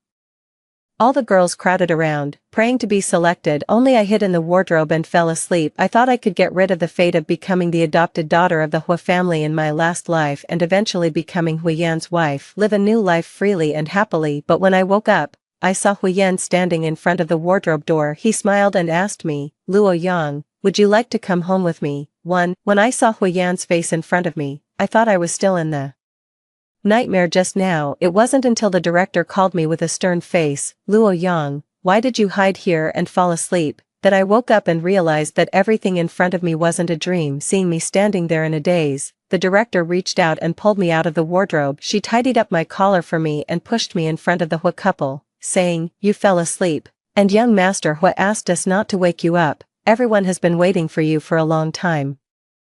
Huiyan, who was mentioned, was standing in front of the Hua couple, with a faint smile on his face as he looked at me. At this moment, He was a bit different from the Huiyan in my memory who was always cold to me. He took the initiative to greet me. Luo Yang, hello. I don't know why, but when the words Luo Yang came out of his mouth, there was an indescribable strangeness. I frowned and avoided his gaze. In my heart, I was wondering why they had to wait for me when they could clearly choose someone else. Wait for me, what for? The director bent down and explained to me, they want to adopt you. Yang will have a home, with a father, a mother, and an older brother. The director, who usually didn't smile much, now showed me a rare smile. I think she was probably happy for me. For the children in the Welfare Institute, being adopted was a stroke of luck, but the director didn't know that I had been reborn. I already knew that Huiyan would come to the Welfare Institute to choose a younger sister today, so I deliberately hid in the wardrobe. Yang, would you like to come home with us? Aunt Hu took my hand and said gently, a Yan has always wanted a younger sister. You can be his younger sister in the future. This scene was exactly the same as in my previous life. Scenes from my previous life flashed through my mind like a slideshow. I immediately pulled my hand back and looked up at the director, saying, Director, I don't want to be adopted by them. As soon as I said this, everyone was surprised. The one who reacted the most strongly was Huiyan. He frowned and asked me, why? Because I don't want to be your younger sister. Although I had refused him, there was not the slightest trace of anger on Huiyan's face. Instead, his tone became even gentler, with a hint of subtle doting. Then instead of being my younger sister, just come back to the Hu family with me and live together. Is that okay? The director secretly tugged at my sleeve, but she still couldn't stop me from refusing Huiyan again. No, I thought Huiyan would give up, but when the director asked the Hu couple if they wanted to choose another girl, Huiyan suddenly said loudly, Mom, I want her. He said, only she looks the most like my younger sister. Too, in my previous life, Huiyan chose me among many girls because I looked somewhat similar to his younger sister. At that time, when I knew I had been selected, I just thought that God really favored me. I was taken back to the Hu family and renamed Huiyang, and I got my own room in the huge villa. Even though that room didn't really belong to me, I was still satisfied. Mrs. Hu said, the children from the Welfare Institute inevitably have a narrow mindset and can't behave or speak appropriately, so I got rid of my old habits and gradually became less and less like myself. Mrs. Hu was strict with me. I had to practice the piano for more than 12 hours every day, even though the teacher clearly said that I had no talent for learning the piano. Mrs. Hu still accompanied me to practice the piano every day, but some things can't be forced. Sorry, Mom, I still can't play well. Every time I apologized, Mrs. Hu would look at me with more doting and comfort me. It doesn't matter, as long as Yang works hard, you will definitely be able to play well in the future. Later, I learned that playing the piano was the hobby of Mrs. Hu's deceased daughter. The reason why Mrs. Hu treated me like this was just to find the shadow of another person in me, but I didn't care about that. A fish lacking water doesn't care whether the water it gets is clean or not. It just wants to survive. Water is to a fish what love is to me. It's enough just to have it. I studied the piano even harder and tried even harder to please Mrs. Hu. We became more and more like a real mother and daughter until at Huiyan's engagement banquet, he was drugged, and I happened to break into his room. Mr. Hu fainted from anger when he saw me and Huiyan. Mrs. Hu slapped me in the face, saying, I shouldn't have brought you to the Hu family in the first place. Huiyan looked at me in silence, with emotions in his eyes that I couldn't understand, but I thought he was probably regretting it too, regretting choosing me as his younger sister. I don't know what happened. I didn't drug my brother. I tried my best to explain myself, but no one believed me. So later, whenever Huiyan betrayed me countless times and betrayed our marriage, he would say, back then, you didn't hesitate to drug me just to marry your own brother. Now all of this is your retribution.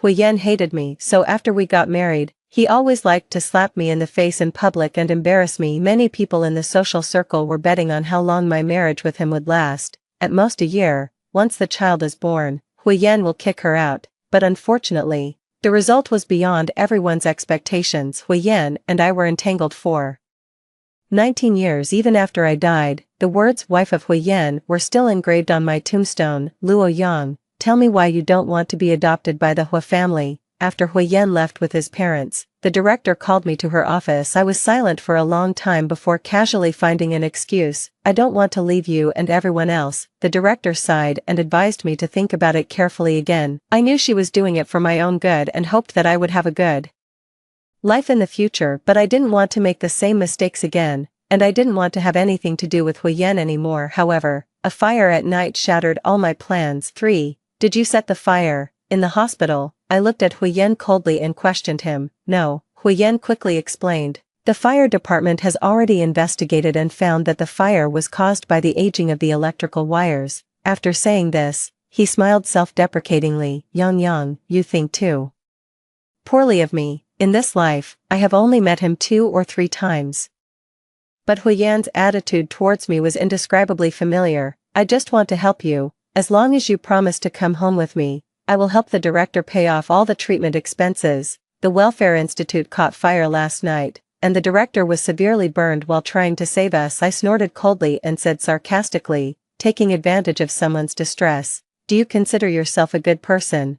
Huyen didn't explain anything for himself, he just said, Yang, it doesn't matter if you don't want to be my younger sister, you can just be fostered in the Hua family. He patiently guided me and made concessions again and again, but I became even more curious. Why do you insist on me going back to the Hua family with you? Huyen said, because my mom misses my younger sister very much these days, and you look a lot like my younger sister. I want to take you home to keep her company. I half believed what he said. After all, Huyen's behavior towards me was really too abnormal. I asked him, is that all? Huyen hesitated for a moment before nodding. That's all. Although I didn't want to have anything to do with Huyen, the director was still lying in the hospital bed on the way back to the Hua family. Hua Sun kept talking to me, but I remained silent throughout. He probably knew that he was annoying, so he softened his tone and tried to make up for it. The Hua family can provide you with better conditions. Anyway, it's better than being in the Welfare Institute. Yang, don't blame me.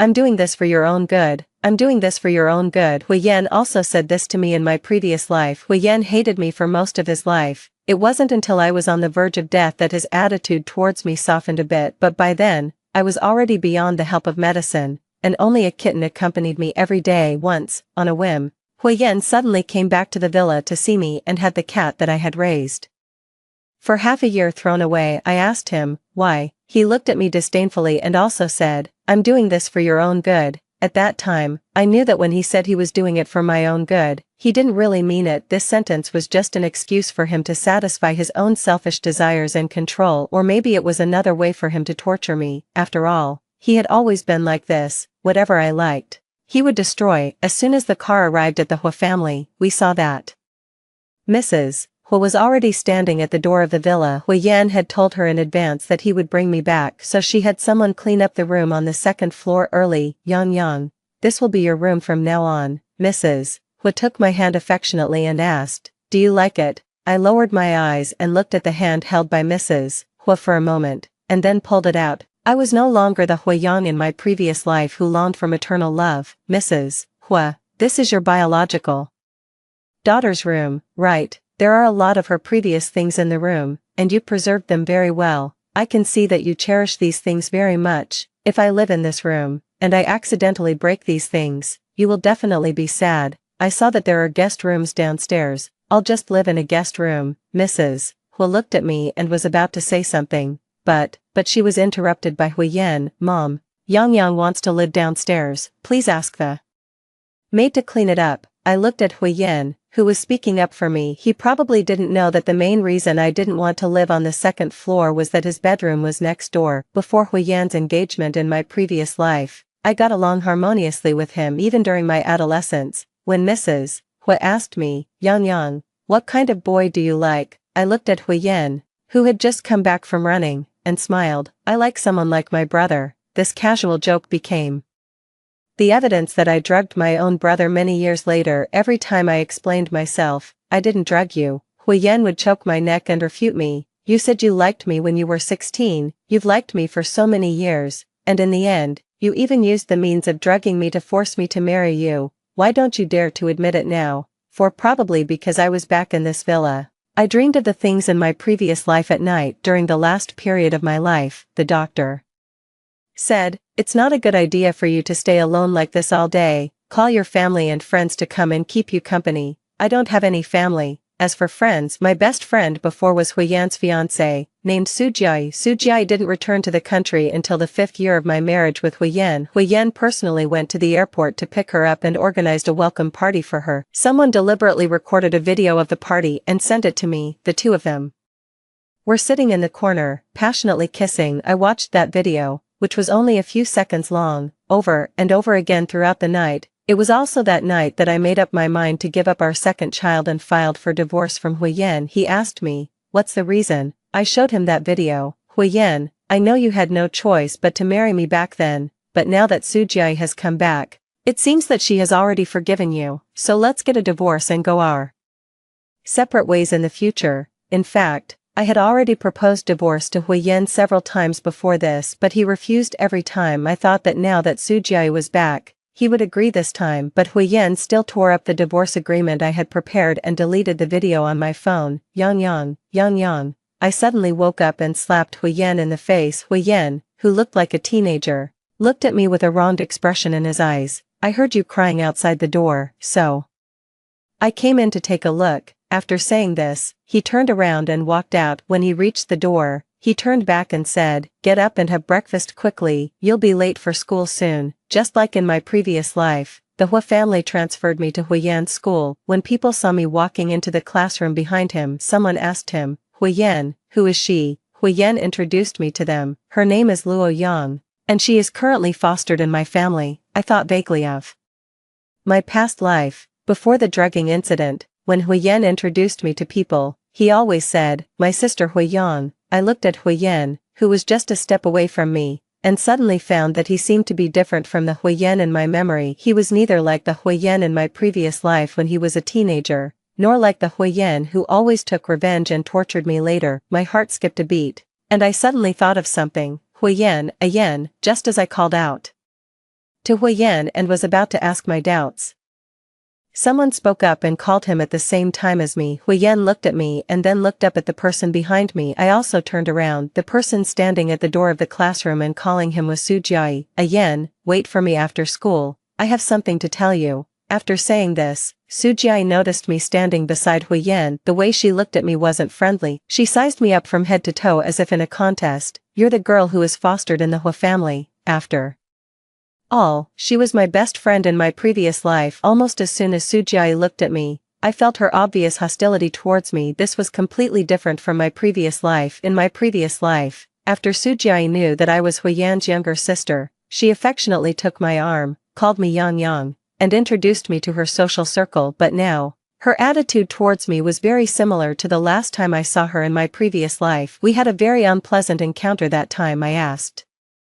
her, "The surveillance shows that only you and I entered Huiyan's room that day. I didn't drug him, so it was you, right?" At that time, I couldn't figure it out. She liked Huiyan so much, so why did she ruin their engagement banquet? "Her name is Luo Yang," Huiyan answered for me. Sujiai looked at me, gave a perfunctory smile, and didn't say anything more. After that, I sat in my seat, but I noticed that Sujiai kept looking back at me. Even though I felt strange in my heart, I had to ignore her, look away, and force myself to listen to the teacher carefully. 5. In my previous life, I wasn't good at studying. However, Mrs. Hua didn't mind my poor grades. It seemed that the worse I did in exams, the happier Mrs. Hua became. She always said, Yang is getting more and more like Nan. She also didn't like studying. A parent's love for their child means planning for their long-term future. Which mother in the world would hope that her daughter is just a beautiful but useless person?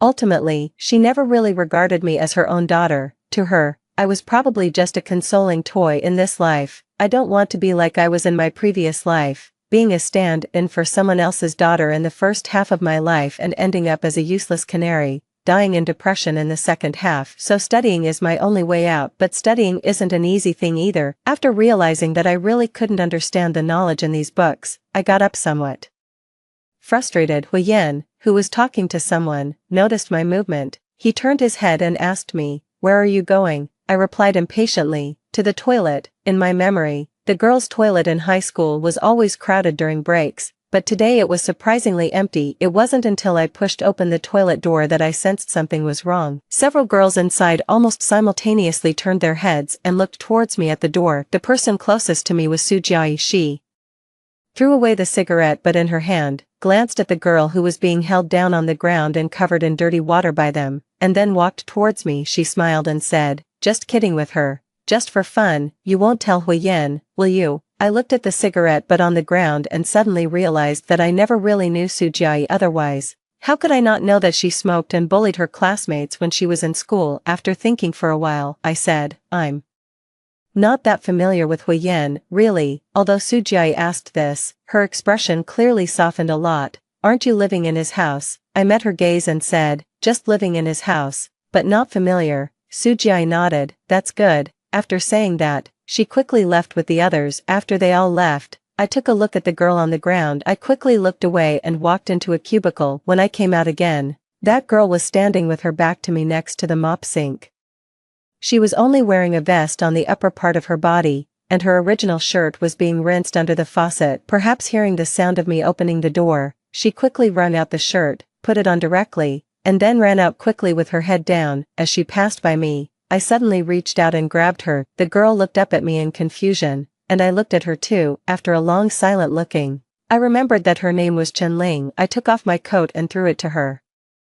"Your shirt is wet, wear mine." Chenling lowered her head again and refused. "No need, the wet shirt is very transparent, your vest inside will be visible." My words made Chenling's ears turn bright red. She somewhat embarrassedly raised her hand to cover her chest and hesitated for a long time before taking my coat. Seeing Chenling walk into the cubicle to change clothes, I secretly breathed a sigh of relief in my heart. Actually, I'm not the kind of person who likes to meddle in other people's business. In my previous life, not long after I transferred to the school, Chenling committed suicide by jumping off a building. The school's explanation was that it was due to family factors and excessive study pressure, but now it seems that perhaps the reason for her suicide wasn't that simple. After all, it was a young life. "Thank you." Chenling thanked me after changing her clothes. The words "you're welcome" were on the tip of my tongue, but I swallowed them back. After thinking for a while, I asked Chenling, "Your grades should be very good, right?" I remembered that Chenling was the top student in the grade before she jumped off the building. She was stunned for a moment and then nodded. "Not bad, Chenling." I looked at the coat on her. "I lent you my coat, can you help me with my studies?" I didn't give her a chance to refuse at all and continued, "After the quiz, we will change seats according to our grades. At that time, we can be desk mates, which will be convenient for you to help me with my studies." Chenling hesitated for a long time before agreeing to me. After school, Huyen stubbornly insisted that I go back with him in the car. As soon as I got in the car, Sujiai stopped him. "Ayen, can we talk?" I wasn't interested in their business and didn't want to eavesdrop, but just it was very quiet here, and Sujiai was emotional and spoke very loudly. Their conversation was carried by the wind and blew into my ears. Sujiai asked Huyen, "Did you break up with me because of Luo Yang?" "Ayen, we've been together for so long." As soon as Luo Yang appeared, "You mentioned breaking up with me. I can't think of any other reason except her." Huyan's tone was a bit helpless. "It has nothing to do with anyone, Xiaoi. I just suddenly realized that my feelings for you aren't romantic. I've always regarded you as my younger sister." In an instant, I suddenly understood why Sujiai had been paying so much attention to me today and even kept looking back at me in class 6 during dinner. "Mrs. Hu suddenly said, Yang, I found a piano teacher for you today, starting from tomorrow." Before she could finish speaking, she was interrupted by Huyen. "Mom, Yang doesn't like the piano. Don't impose your hobby on her." Mrs. Hu smiled awkwardly but didn't say anything more. I looked up at Huyen, and my suspicion in my heart was further confirmed. In this life, I've never told Huyen that I don't like the piano. The only person who knew I didn't like the piano was Huyen from my previous life. At that time, my condition deteriorated rapidly because he threw away my cat. Huyen, who couldn't stand the sight of me, actually, for the first time, put aside his work and moved back to the villa to take care of me. It happened to be our 19th wedding anniversary. Huyen gave me a Steinway piano that was airlifted to the country. Even though I said, I don't like the piano, I used to learn it just because Mom liked it. Huyen just gave me a set of jewelry as a supplementary gift that night. He suddenly seemed like a different person, being meticulous and patient with me. "How do you know Yang doesn't like the piano?" Mrs. Hu was persistent and asked me again, Yang, do you want to learn the piano?" I quickly gathered my thoughts and refused her with a smile. "Aunt Hua, I still need to study. I really don't have time to learn the piano." After dinner, I was about to go back to my room to rest when Huyen stopped me. Yang, after the quiz.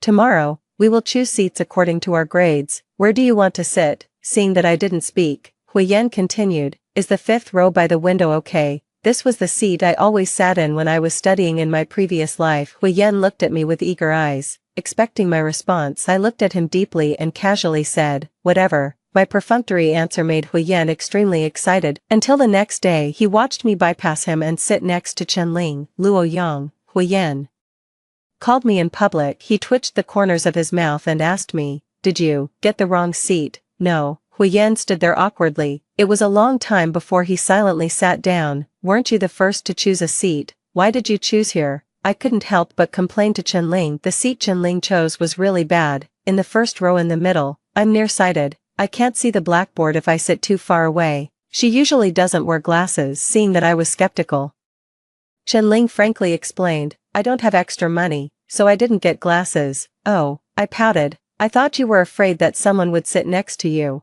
so you deliberately chose this really bad seat and left it for me. Chenling looked up from the test paper and told me very frankly, you're overthinking. Whether I was overthinking or not, after school at noon, I still dragged Chenling to the glasses store outside the school and forcefully bought her a pair of glasses. I said it nicely, if you can't see the blackboard and your grades regress, who will help me with my studies? Consider this pair of glasses as my tuition for you. Anyway, I was using Huyen's money. He owed me so much. What's wrong with spending a little of his money originally? I just wanted to buy a pair of glasses for Chenling, but unexpectedly, I made her cry. When being bullied by Sujiai and the others, Chenling didn't shed a single tear, but when I put the glasses on her, she burst into tears.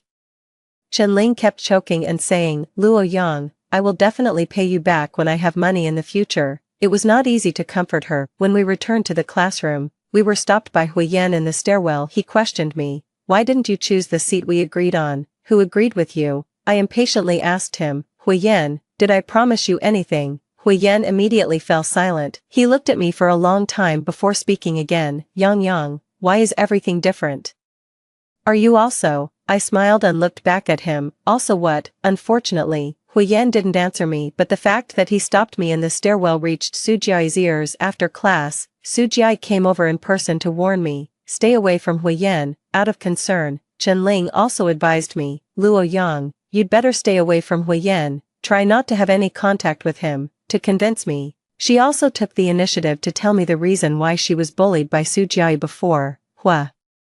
Yen just asked me a question once, and Sujiai said I was trying to seduce him. Yang, Sujiai is not someone to be trifled with. I'm afraid she'll cause trouble for you. I wished I could stay away from Huyen, but he was like a clingy ghost. He would always suddenly appear beside me at unexpected times. I silently sighed, putting down the exercise book in my hand. I reached out and hugged Chenling, who looked worried, and comforted her. Don't worry. However, Chenling's worry soon came true. 7. Let's talk. Sujiai stopped me in the corridor. I originally wanted to refuse, but seeing the undisguised hatred for me in her eyes, I suddenly changed my mind. Okay, in this life, Sujiai's attitude towards me was so different. Sometimes I also wondered if, like me and Huyen, she had also been reborn. What do you want to talk about? I took 2 steps towards her and asked her. Sujiai didn't speak. When the voices in the stairwell got louder and louder, she turned her head and glanced at me. She said contemptuously, nothing. If you weren't living in the Hua family, you wouldn't even have the right to talk to me. As soon as she finished speaking, she fell straight backwards. Huyen, who was coming upstairs, happened to see the scene of her falling. Luo Yang, why did you push me? Sujiai cried and questioned me. Her words made the surrounding classmates who didn't know the situation cast blameful glances at me. Huyen frowned and didn't speak. He looked up at me, standing in the corridor, and then asked several boys to take Sujiai to the hospital. When Sujiai left, she was still crying to Huyen. Yen, my leg hurts so much. Will I never be able to dance again in the future? Huyen comforted her a few words and watched her leave. After everyone had dispersed, Huyen walked up to me. He looked down at me and his first words were, go and apologize to Xiaoyi. Why should I apologize? She fell by herself. Huyen let out a deep sigh. Xiaoyi studies dance. Are you saying that she used her own leg and her own future to frame you? Yang, I know you hate Xiaoyi, but that's all. He suddenly realized something and didn't continue. I sneered and deliberately asked him, all what? Huyen, I just transferred to this school and I don't have any conflict with Sujiai. Why don't you tell me why I would hate her? Huyen looked at me in silence. The more he tried his best to hide the fact that he had been reborn, the more I wanted to expose him, because you know that I was reborn just like you. Right, you know that Sujiai did a lot of things to hurt me in my previous life. You think I hate her, so I would take revenge on her and push her downstairs, right? I thought that since I had said so much, he would at least be more honest, but Huyan's lips moved for a long time, and finally he was still denying it. What you said, I don't understand, but if you do something wrong, you should apologize. Come with me and apologize to Xiaoyi. Okay, I was so angry that I laughed. Huyan.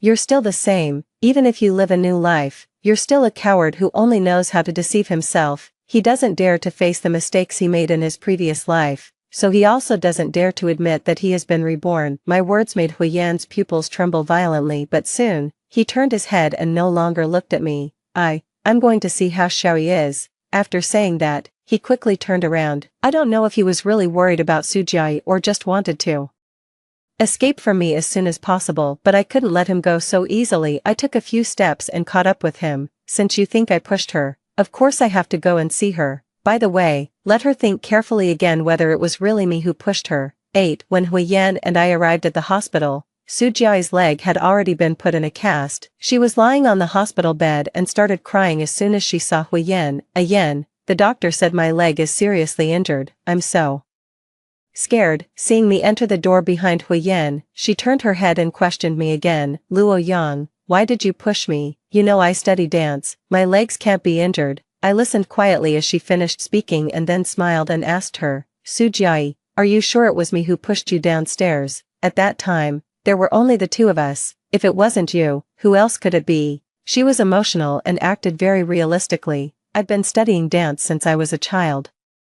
Do you know how much I cherish these legs? You've ruined me. My parents won't let you go. Luo Yang, just wait to be expelled from school. Huyan patted Sujiai's back soothingly and turned around to order me again. Yang, apologize. I ignored him. I just looked at Sujiai and continued. You think there's no surveillance in the stairwell, so you can slander me, right? Sujiai, I suggest you find someone to look carefully again. See if there's any surveillance nearby that you didn't notice. Sujiai's face froze for a moment. I saw the subtle expression of hers. Sujiai wasn't reborn, because a reborn Sujiai couldn't not know that the surveillance on the opposite teaching building could capture that area. I was a bit disappointed. I was about to leave. Huyan originally planned to leave with me, but Sujiai stopped him and said, Ayan, my leg hurts so much, can you stay with me? Huyan glanced at Sujiai and then called out to me, Yang, wait for me outside for a while. Only a fool would wait for him. I walked out of the hospital without looking back. Yang, as soon as I got back to school, I was stopped by Chen-Ling behind me. She was out of breath as she handed a USB drive to me. What's this? Chen-Ling took several deep breaths before saying,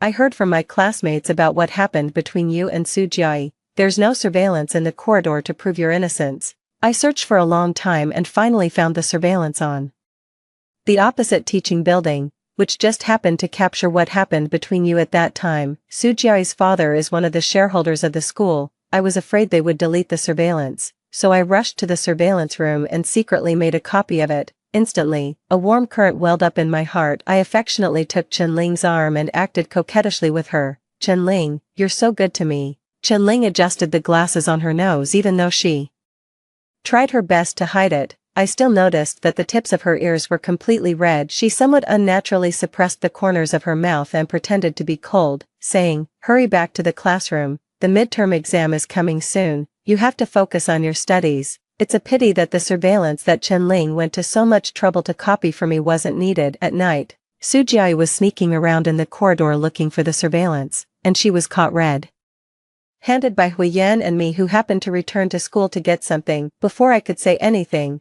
Huyan had already walked up and asked her, what are you doing at school alone so late at night? Sujiai mumbled for a long time but couldn't come up with a suitable excuse. I couldn't stand to see her embarrassed, so I kindly spoke for her. Of course she's not at ease, so she came back to look for the surveillance. I also thoughtfully pointed to the teaching building opposite for her.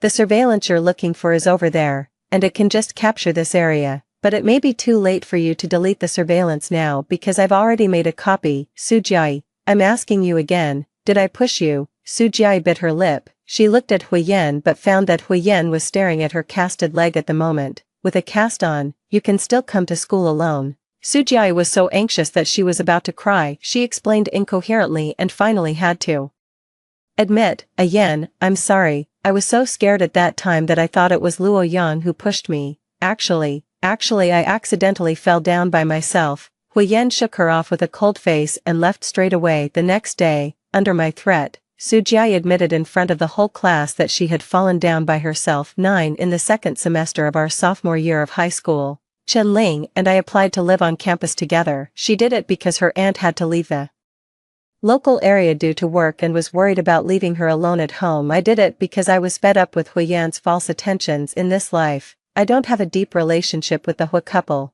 and they just asked a few questions before agreeing. Only Huiyan strongly opposed it. He asked me, why do you have to live on campus? While packing my things, I replied to him impatiently and perfunctorily, it's convenient to live on campus, and I can study better. Huiyan didn't say anything more, and it was quiet behind me for a long time. Just when I thought Huiyan had left, I heard him suddenly say, you want to stay away from me, right, Yang? I really thought we could start over, but you won't forgive me, you still hate me. I turned around and looked at Huiyan, and deliberately asked him leisurely, why should I hate you? Huiyan, you're so strange, you said I hated Sujiai before, and now you say I hate you. Huiyan looked at me for a long time. He slowly closed his eyes, then opened them again, and twitched the corners of his mouth.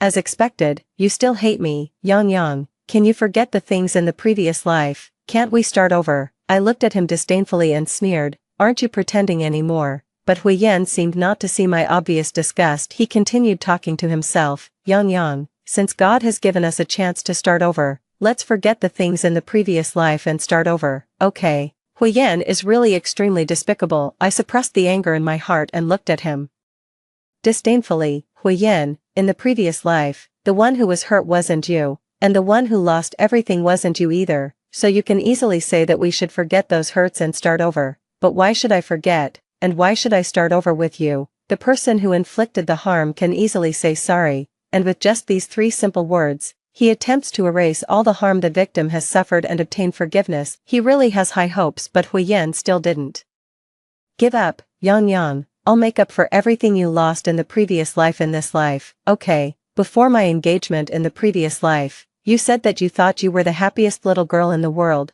as long as you're willing to let go. In this life, you can be good friends with Sujiai just like at that time, and we won't be siblings anymore. Mom and Dad won't object to us being together. We'll get married after graduating from university. Mom and Dad will love you as their own daughter, and we can live a happy life together. Yang, you can still be the happiest little girl in the world. Let's start over, okay? I refused him with a cold face. No, I can't be friends with Sujiai in this life, and I definitely won't marry you. Huiyan, when will you stop deceiving yourself? I'm not deceiving myself, Huiyan stubbornly retorted me. Yang, nothing is impossible. There was a crazy glint in his eyes. Huiyan is a paranoid and unreasonable madman. I don't know what methods he used. Soon, Sujiai also started living on campus and was even assigned to the dormitory where Chen Ling and I were. She took the initiative to show her friendliness to us several times, but both Chen Ling and I ignored her until the day before the final exam. Chen Ling and I were reviewing in the dormitory when Sujiai suddenly rushed in and shouted at us with tears in her eyes. Why do you guys hate me so much? I've already apologized to you, and I've been trying to please you. What exactly do you want? It's my birthday today, but I have to endure your cold looks in this lousy dormitory. I begged my mom to pick me up, but Huiyan wouldn't let her. He forced me to be friends with you. I don't want to be friends with you at all. I hate you so much. Since I was sensible, my mom has asked me to please Huiyan and make him like me so that I can marry him in the future. I've been trying very hard to do these things, but why did all my previous efforts go to waste? As soon as you, Luo Yang, appeared, Chen Ling and I looked at each other, watching Sujiai sitting on the ground crying hysterically. Chen Ling pulled me and we left the dormitory. She asked me, do you think I'm too cold towards Sujiai? I shook my head and told her, she bullied you, it's your right to treat her however you want. No one can ask you to forgive someone who has hurt you. In my opinion, Chen Ling is kind enough. At least when she left the dormitory, she threw a pack Of tissues to Sujiai, who was crying. After that day, Sujiai became even weirder. She started pestering Chenling and me by any means. She applied to the teacher to change her seat and sat behind me. Sujiai created an illusion that we were good friends. She said, "I've made up my mind. I want to study hard with you guys in the future, and I hope I can even go to the same university as you." So she often asked me to teach her how to solve problems. Yang, please teach me. Sujiai's tone made me vaguely think of things in the previous life. At that time, I was her best friend. Every time Sujiai acted coquettishly with me, she used the same tone. Chenling secretly asked me, "Has Sujiai really changed for the better?" "Maybe." I looked at Sujiai, who was walking towards us not far away. I softly said to Chenling, "But I still think it's impossible for a person's personality to change suddenly. No one suddenly becomes bad, and no one suddenly becomes good either." 10 such days continued until the end of the college entrance examination. Just as Huyen said, he was really trying his best to make up for what he owed me in the previous life and was gradually retrieving the things I had lost before. Thanks to Sujiai's one-sided efforts, my relationship with her did ease up a bit. The Hua couple also treated me better and better after the college entrance examination. They even specially picked me up and took me back to the Hua family and said they would throw an 18th birthday party for me. Sujiai, who came to the Hua family to find me, learned about this. She volunteered, "I also want to contribute to Yang birthday party." Huyen smiled and nodded in agreement. "Okay, you're Yang's best friend. If you're willing to help, Yang will definitely be very happy." After saying that, Huyen looked at me meaningfully. Yang, your relationship with Xiaoyi is getting better and better now." As expected, nothing is impossible. I knew what he meant by that, but I just smiled and didn't refute him. On my birthday, Huyen gave me a wristwatch worth more than 3 million yuan. I didn't refuse and happily accepted it. After all, my fostering relationship with the Hua family would only last until I turned 18. There would be many places where I needed money after leaving the Hua family. Since he was willing to give it, I had no reason not to accept it. The Hua family had great influence in Beijing. Even for my birthday party, many celebrities and influential people came. There were also some classmates from my class who were invited by Sujiai. I only invited Chenling. This birthday party was so grand and magnificent that Chenling and I felt a bit out of place. We hid in the backyard together. "What are your plans for the summer vacation?" Chenling took small sips of juice and softly replied to me, "I plan to work during the summer vacation and at least earn enough money for my freshman year's living expenses." I rubbed the watch on my wrist and asked her to take me with her. Before I could finish speaking, I suddenly heard a scream coming from inside the villa. When Chenling and I rushed to the second floor, Huyen and Sujiai had already dressed themselves, but the ambiguous marks on their bodies and the messy bed in the bedroom made it easy to guess what had happened between them in this room before. Uncle Hua slapped Huyen in the face in front of all the guests. "Doing such a thing, don't you have any shame?" Sujiai stood in front of Huyen and cried to plead for him. "Uncle, don't blame Huyen." For a moment, the Hua family was in chaos. Huyen saw me standing behind the crowd. He tried to come over and explain something to me, but was stopped by Sujiai's parents. "Huyen, you can't leave. You have to give us an explanation." This party ended prematurely in the end. At around 10 o'clock at night, the people from the Su family left the Hua family. Presumably, the two families had already reached an agreement on the solution. They all had smiles on their faces when they left and spoke politely. When I was going back to my room to sleep and passed by the study, I happened to hear Uncle Hua say to Aunt Hua, "Let them get engaged in a few days. You start preparing for the engagement banquet in advance." At night, Huyen knocked on my door. I pretended not to hear. The next day, when I was about to go out to work during the summer vacation with Chenling, I was stopped by Huyen. He explained to me, "I don't know what happened yesterday. I was drugged." "Oh," I smiled and looked at him. "Were you drugged by someone else, or did you drug yourself?" Huyen's eyes showed a look of pain. "How could I drug myself? Why not?" I said sarcastically. "Huyen, didn't you drug yourself in the previous life, ruin my innocence, and then make me take the blame?" In the previous life, I always thought that it was Sujiai who drugged Huyen. It wasn't until I was on the verge of death that Huyen confessed to me. He said, Yang, what could I do? I like you. I actually like my own sister. I thought that if I did this, Mom and Dad would agree to let me marry you, but I didn't expect my dad to be so angry that he died because of it. Yang, if it wasn't for liking you, I wouldn't have extremely annoyed my father, and I wouldn't have lived my whole life in guilt, not even having the courage to see my mother. Yang, you're also at fault. so you should stay with me in hell. As he said that, he suddenly hugged me tightly. Yang, don't leave me. I was wrong. I really was wrong. I shouldn't have bullied you. In the previous life, Hui Yan deceived others and also deceived himself. He could even shift all the blame for drugging onto me to numb himself and make himself feel better. He has always been a coward who deceives himself, whether in the previous life or this life. I'm sorry. Hui Yan asked me to forgive him in a hoarse voice. I'm sorry for you in the previous life. Yang, I really know I was wrong. Can you forgive me? But I really didn't drug myself this time. Please believe me. He tried to reach out and pull me, but I dodged as if I thought he was dirty. When I turned around and walked out, I heard Hui Yan still saying, Yang, I'll cancel the engagement with Su Jiai, wait for me. I left straight away without looking back. 11 When the university was about to start, Chen Ling came to the Hua family's residence to help me move my belongings. The couple of the Hua family returned to their previous cold attitude towards me when they heard that I was going to move out. They just casually said a few polite words. Everything was going smoothly at first, but unexpectedly, Hui Yan came home early. He stopped me and asked, my parents agreed to let you move out. When he saw me nodding, he still couldn't believe it. It's impossible. My parents said they like you very much and have always treated you as their own daughter. Wait, I'll go and ask them. While he was going into the house, Chen Ling and I had already left with our things. After leaving the residential compound,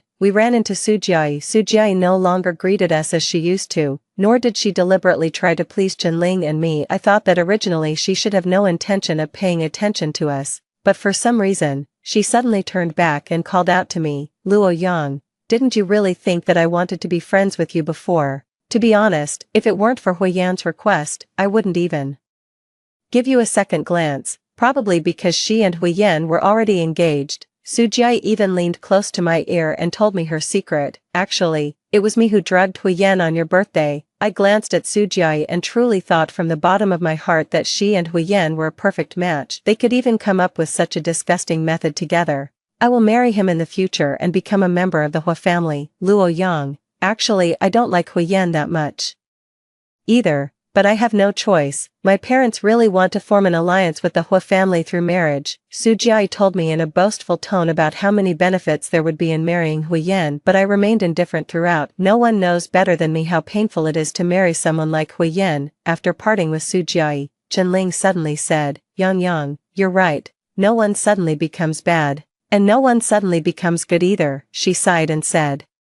Fortunately, we didn't fall for it. 12 4 years later, after graduating from undergraduate studies, neither Chen Ling nor I chose to pursue a master's degree. We started our own business. On my 18th birthday, Hui Yan gave me an expensive wristwatch for children in the Welfare Institute. Being adopted is a stroke of luck thanks to our good luck in recent years and some memories from my previous life. Chen Ling and I have managed our company very successfully. I met Hui Yan again at the bidding site. Over the years, I have also heard more or less gossip about him and Su Jiai. They got divorced not long after they got married. At first, Su Jiai didn't agree to the divorce, but Hui Yan always had various means. She was terribly tortured and finally had to compromise. After the bidding ended, Hui Yan caught up with me in the parking lot. He was at a loss and after pondering for a long time, he only said one sentence. I'm sorry, Yang. I glanced at him. If you really feel sorry for me, then withdraw from the bidding. Hui Yan paused for a moment and actually agreed. Okay, even so, I wouldn't take it seriously. Hui Yan is extremely selfish. His sorry has always been just words. When it comes to matters related to interests, Hui Yan is more clear-headed than anyone else. I briefly told Chen Ling about today's bidding situation on the phone. Chen Ling sighed and said, since the Hua family is also participating, do we have no hope? I said, that's not necessarily the case. The Hua family has even resorted to competing with our company that has only been established for a few years. This just shows that the Hua family is really on the verge of collapse. Just wait, this time we're almost certain to succeed. She heaved a sigh of relief and said, I feel relieved when you say that. Chen Ling trusts me very much. She will always trust me. Story 2. Everyone knew I was completely devoted to Jiang Wang. I took a knife for him, gave up everything, and lost all dignity for him. But when I was kidnapped, Jiang Wang mistakenly thought it was a trap I set to harm his beloved. He let the kidnappers punish me, his face mocking. Wen Qiao, stop your act, you disgust me. Only later did I realize I had mistaken the person. Going back to before the college entrance exams, in front of everyone's astonished gazes, I stopped that unruly young man without hesitation. Jiang Yi, I've come to see you. Jiang Wang stared at me intensely, his expression turning to despair. So you were never really concerned about me. When the kidnapper forced Jiang Wang to choose, he chose to save his beloved. That was within my expectations, protecting his pitiful beloved in his arms.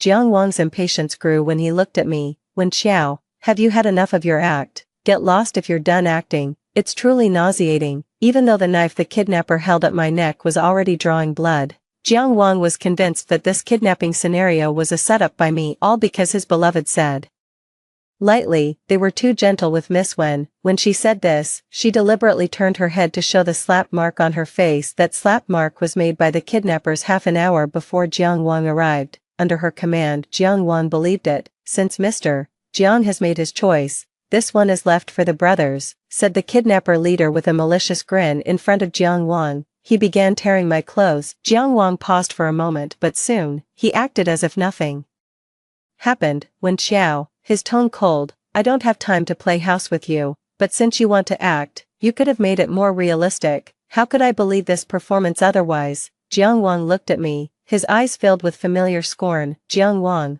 I called him, suddenly smiling. I think I made a mistake. Everyone knew I was utterly devoted to Jiang Wang, so devoted that I had no dignity. At his beck and call, even though Jiang Wang was sick of me, I could rush out in the middle of the night because of a phone call, only to be mocked by Jiang Wang's friends as just like a dog. I would also prepare a banquet for Jiang Wang when I was sick, even though it was a celebration for his beloved, until, in his study, I saw a photo. Jiang Wang had a twin brother unknown to others. He died at 17. Staring at the photo with the wildly written Yi, I felt as if I had made a mistake, so I spent much effort investigating Jiang Yi, but the information I found was scarce. All I knew was that Jiang Yi was accused of attempted assault on a girl at 17. The Jiang family felt humiliated and suppressed all news, along with erasing the existence of Jiang Yi. I instinctively didn't believe it, but before I could find the truth, I was kidnapped. Jiang Wang didn't react immediately. After a while, he sneered, how odd. I thought you believed everything you did was right. Jiang Wang despised me,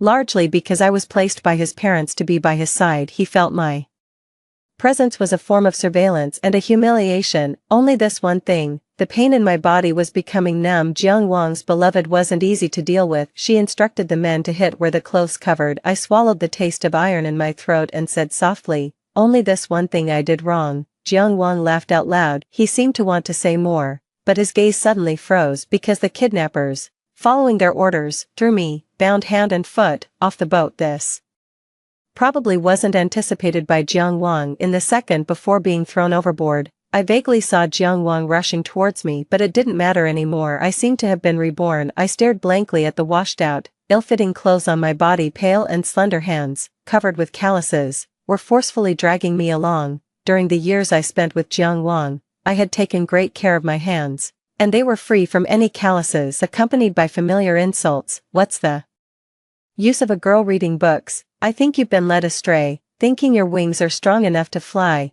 What can you achieve by reading? In the end, you'll just end up benefiting someone else. The match arranged by your family is not bad. Why reject it? I'm telling you, I've already taken the money. Even if you don't want to marry, you have to, for your brother needs that money to buy a house. I was momentarily stunned, forgetting to struggle, letting the woman who was nominally my mother drag me several meters across the ground. My thin clothes were worn through, scraping large patches of blood. The pain snapped me back to reality, and I instinctively tried to break free. Let me go. However, my malnourished body was no match for a woman accustomed to farm work. Dark memories I had almost managed to forget, along with a deep-seated fear, quickly overwhelmed me. I gritted my teeth to suppress a scream, pulling back with one hand while the other fumbled in my backpack. I always kept a utility knife in my backpack. Just as I grasped the utility knife, a flamboyant voice from my memories rang out. Damn, are human traffickers this bold now, starting to snatch decent girls in broad daylight? It was a familiar tone, familiar words. I stared dazedly at the backlit figure of the boy,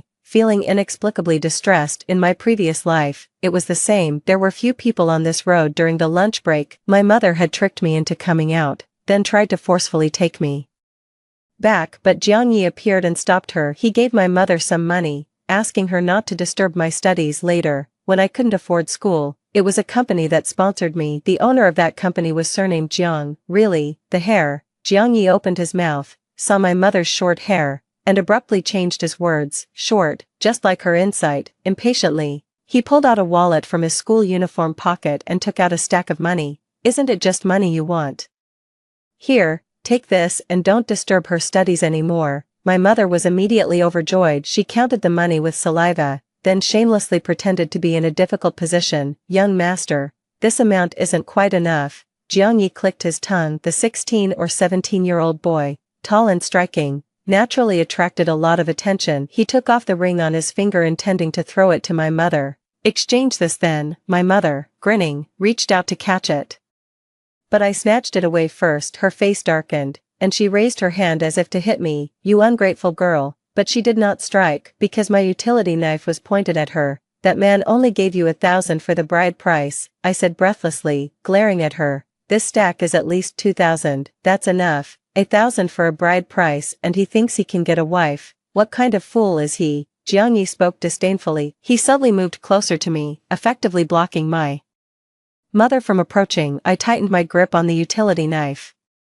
Expressionless, if you keep being unreasonable, I don't mind going down together. Aren't you most concerned about your beloved son? Perhaps the desperate resolution in my eyes frightened my mother. She dared not ask for the ring again. Muttering a few dirty words before fleeing like a scared animal, I kept holding the utility knife until my mother's figure had completely disappeared, until Jiang Yi suddenly chuckled, patted my head lightly, his tone teasing. You look so frail, yet you dare to pull out a knife. What? At such a young age you think you can kill? I remained silent, just quietly put away the utility knife, then quietly stared at Jiang Yi. He looked exactly like the Jiang Wang I knew, only much younger. The only slight difference was a small black mole on the tip of Jiang Yi's nose, but you wouldn't notice unless you looked closely. What are you staring at me for? Jiang Yi touched his nose uncomfortably, exaggeratedly hard. You're not admitting that you dare to kill, are you? I still didn't answer, so Jiang Yi paused, then muttered softly. Jiang Yi didn't return to school,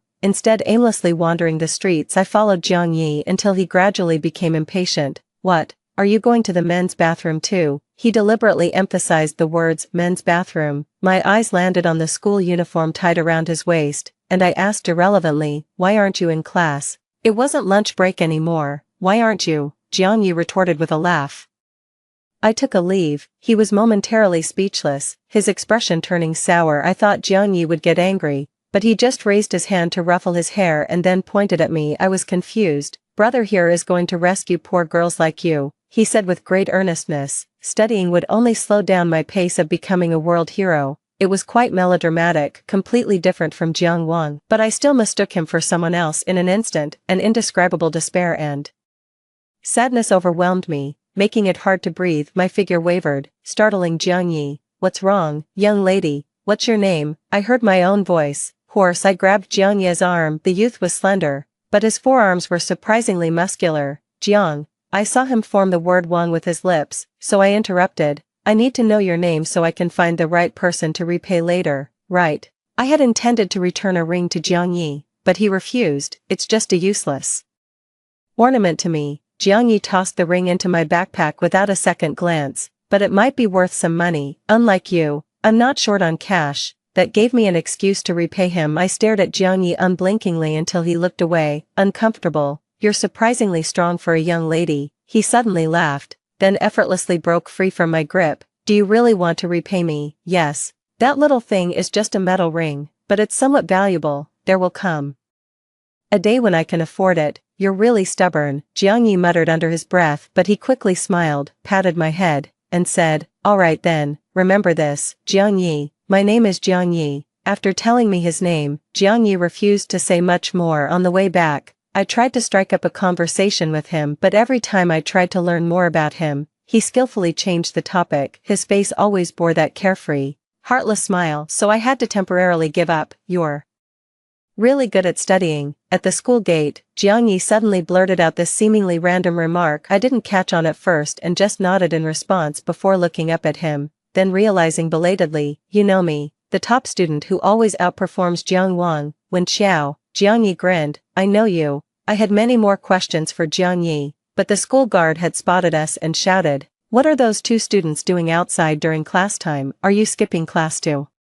Go on a date? No, I instinctively turned to explain to the guard, but just as I began to speak, I felt a faint voice near my ear, accompanied by the fresh scent of the young man. He whispered, "Keep it up, I'm counting on you to deflate that smug kid." Jiang Yi hummed a laugh, then turned and ran off before the guard could reach us. He didn't look back, but it was as if he knew I was watching him. He casually waved his hand behind him. The afternoon sun shone on his hair, casting a hint of red. Amidst the black, I thought I saw it wrong, but he quickly disappeared into the shadows around the corner. "Where's the other boy? Not from our school. You young people these days." The guard came over, his voice droning on as he lectured. I stood there quietly listening, but paused when my hand, slipping into my pocket, touched something hard. It was Jiang Ye's ring. After confirming it was his, I sneakily put it back when he wasn't paying attention. I already owed Jiang Yi too much. We need to keep moving forward. His carefree voice seemed to echo in my ears again. It must have been then that he slipped the ring back into the pocket of my school uniform. The incessant chatter of the gatekeeper uncle continued. I gripped the ring tightly, my lips tugging into a small smile. Well, having too many debts is pretty much the same as having a few. For me, returning to high school was not a joyful occasion. The oppression from my family, the strange looks from classmates, bullying, and teachers' favoritism, these were enough to once make me collapse into my own little world, filled with inferiority until I met Jiang Yi again. "Why is it you again?" Jiang Yi, cigarette in mouth, looked at me somewhat surprised and clicked his tongue. "Maybe you should visit a temple one day. Your forehead looks dark, seems like bad luck sticks to you," he said meaningfully. Behind Jiang Yi, several girls brought by his thuggish followers trembled in fear. I quietly picked up my books that were scattered in the mud and had been stepped on several times. Just like in my previous life, these people still took pleasure in bullying me, and just like before, Jiang Yi would appear to rescue me. The difference, perhaps, was that I wasn't knocked unconscious this time, and Jiang Yi didn't leave immediately after taking me to the hospital. He scratched his head and squatted down to help me pick up my books. "I'm serious." Jiang Yi smirked. "Both times I see you, you're being bullied. Don't you really want to go pray? I know a temple that's quite efficacious." He started laughing at his own joke. "You know, I really feel like a hero saving the beauty right now." "Brother Yi, you're the hero, but this girl hardly counts as a beauty," one of the followers couldn't help but interject. "Always you with the unnecessary comments." Jiang Yi cursed. He was about to comfort me, but upon seeing my dry hair and ill-fitting old school uniform, he fell into an awkward silence. Finally, he turned stiffly to his follower. "Got a tissue or handkerchief?"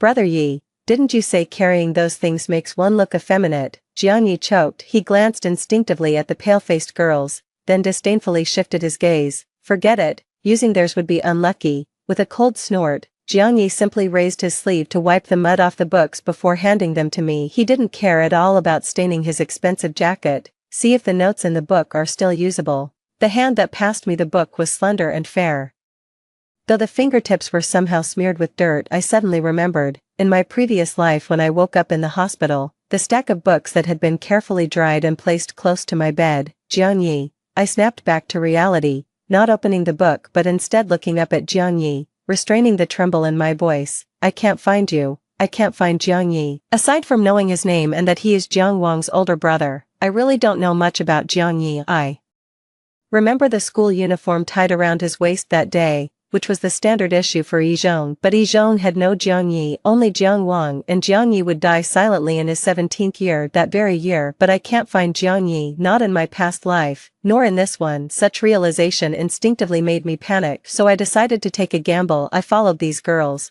listening to their unreserved insults and ridicule, watching as my backpack was torn off and the books inside mercilessly trampled upon. Jiang Yi appeared. He raised an eyebrow, looking at me with disdain and speechlessness. "Why is it you again?" Jiang Yi was taken aback by my words. It was almost a reflex. "You can't beat me." As soon as the words left his mouth, Jiang Ye's younger brother couldn't help but burst out laughing. Realizing his reaction, he coughed awkwardly, and hastily stuffed the book into my hands.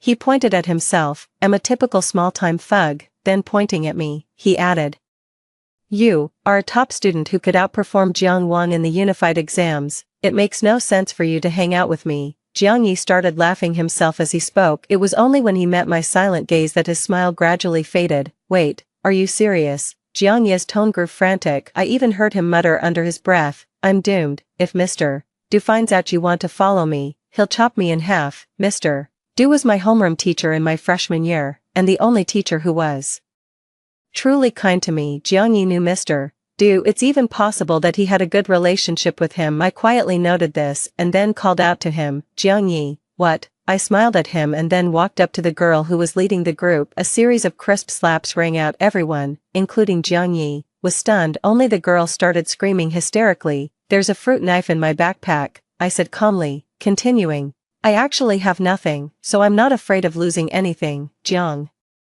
Wang once called me a calm maniac. Once, a man was slashing people randomly on the street while Jiang Wang was out shopping with his newfound love who had just returned from abroad. I took a hit for Jiang Wang and used that incident to subdue the attacker. Jiang Wang was terrified at that moment, his hands trembling as he covered my wound. Maniac, he cursed me, his eyes red. No matter how calm you pretend to be normally, you're still a maniac at heart. I didn't say anything, just looked at Jiang Wang and smiled. At that time, I treated Jiang Wang as if he were Jiang Yi, so I had to protect him. He was right all along. I am indeed a maniac. Are you scared? I looked at the girl who had suddenly shut up and gave her a reassuring smile. There's nothing to be afraid of. After all, I haven't had the chance yet. Fuck. Jiang Yi was the first to jump up. He cursed under his breath and without another word, he pulled me to his side, away from the girl. Then he looked down and asked me, where did you get the knife? Didn't I take away your utility knife? That ring you gave me could buy many. Jiang Yi was taken aback, his expression turning more ferocious as he raised his voice. Did I give you that thing to go buy knives? So, Jiang Yi, I'm not the good student you think I am. I looked up at Jiang Yi long ago, when my parents wouldn't allow me to go to school and I was bullied repeatedly. The thread of sanity within me was always taut, so taut that even a single straw could break it completely. My utility knife has always been with me, so the Jiang Yi of my past life would never know what a great thing he had inadvertently done. So, Jiang Yi, I licked my somewhat dry lips, cautiously grabbing a small piece of Jiang Yi's shirt. Can I follow you? I had followed Jiang Wang numerous times, but this only made him dislike me more. I wanted to follow Jiang Yi, I wanted to protect him, but I didn't want him to hate me, so I quickly let go of Jiang Yi's shirt and waited quietly for his judgment. Jiang Yi's younger brother gasped repeatedly, then there was some cheering, but Jiang Yi remained silent until after a long moment, 3 strikes, he bent down to pick up my backpack, took out the fruit knife from it, and clicked his tongue. But after a glance, Jiang Yi stuffed it back in, along with the books he had cleaned. Then he handed them all back to me. He said, the third time we meet, I will give you my answer. Perhaps shocked by my actions that day, Jiang Yi had his subordinates take turns following me until they saw me safely home before they left. Thanks to the money Jiang Yi gave, my mother was somewhat pacified for a while, though she would occasionally yell in a high-pitched voice. The little beast I raised dares to threaten me with a knife. It's like the world has turned upside down. But she didn't dare say it to my face or hit me, because my dad was out working and not at home. I ignored her, only occasionally sharpening my knife in front of her, which scared her into repeatedly telling my younger brother to stay away from me. The classmates who bullied me that day were also disciplined. Mr. Du personally intervened and contacted their parents. The culprits tried to argue back, but they didn't expect Mr. Du to be so unwilling to talk more, and he directly showed a video in front of their parents. The video was provided by Jiang Yi. Maybe he had done something similar in his past life. Nothing could be more persuasive than this video. Even when a few girls accused me of carrying a fruit knife to threaten them, no one believed them. Thus, I became the clear victim in this bullying incident. They were forced to publicly apologize to me, their heads bowed, after everyone else had left the office. Mr. Du finally asked me, where's the knife? The girl I had supposedly threatened had clamored to search my backpack but found nothing she hoped to see. After a tense moment with Mr. Du, I silently patted my pocket. Mr. Du's eyes widened. He was so angry that he had to drink a cup of cold tea to calm down.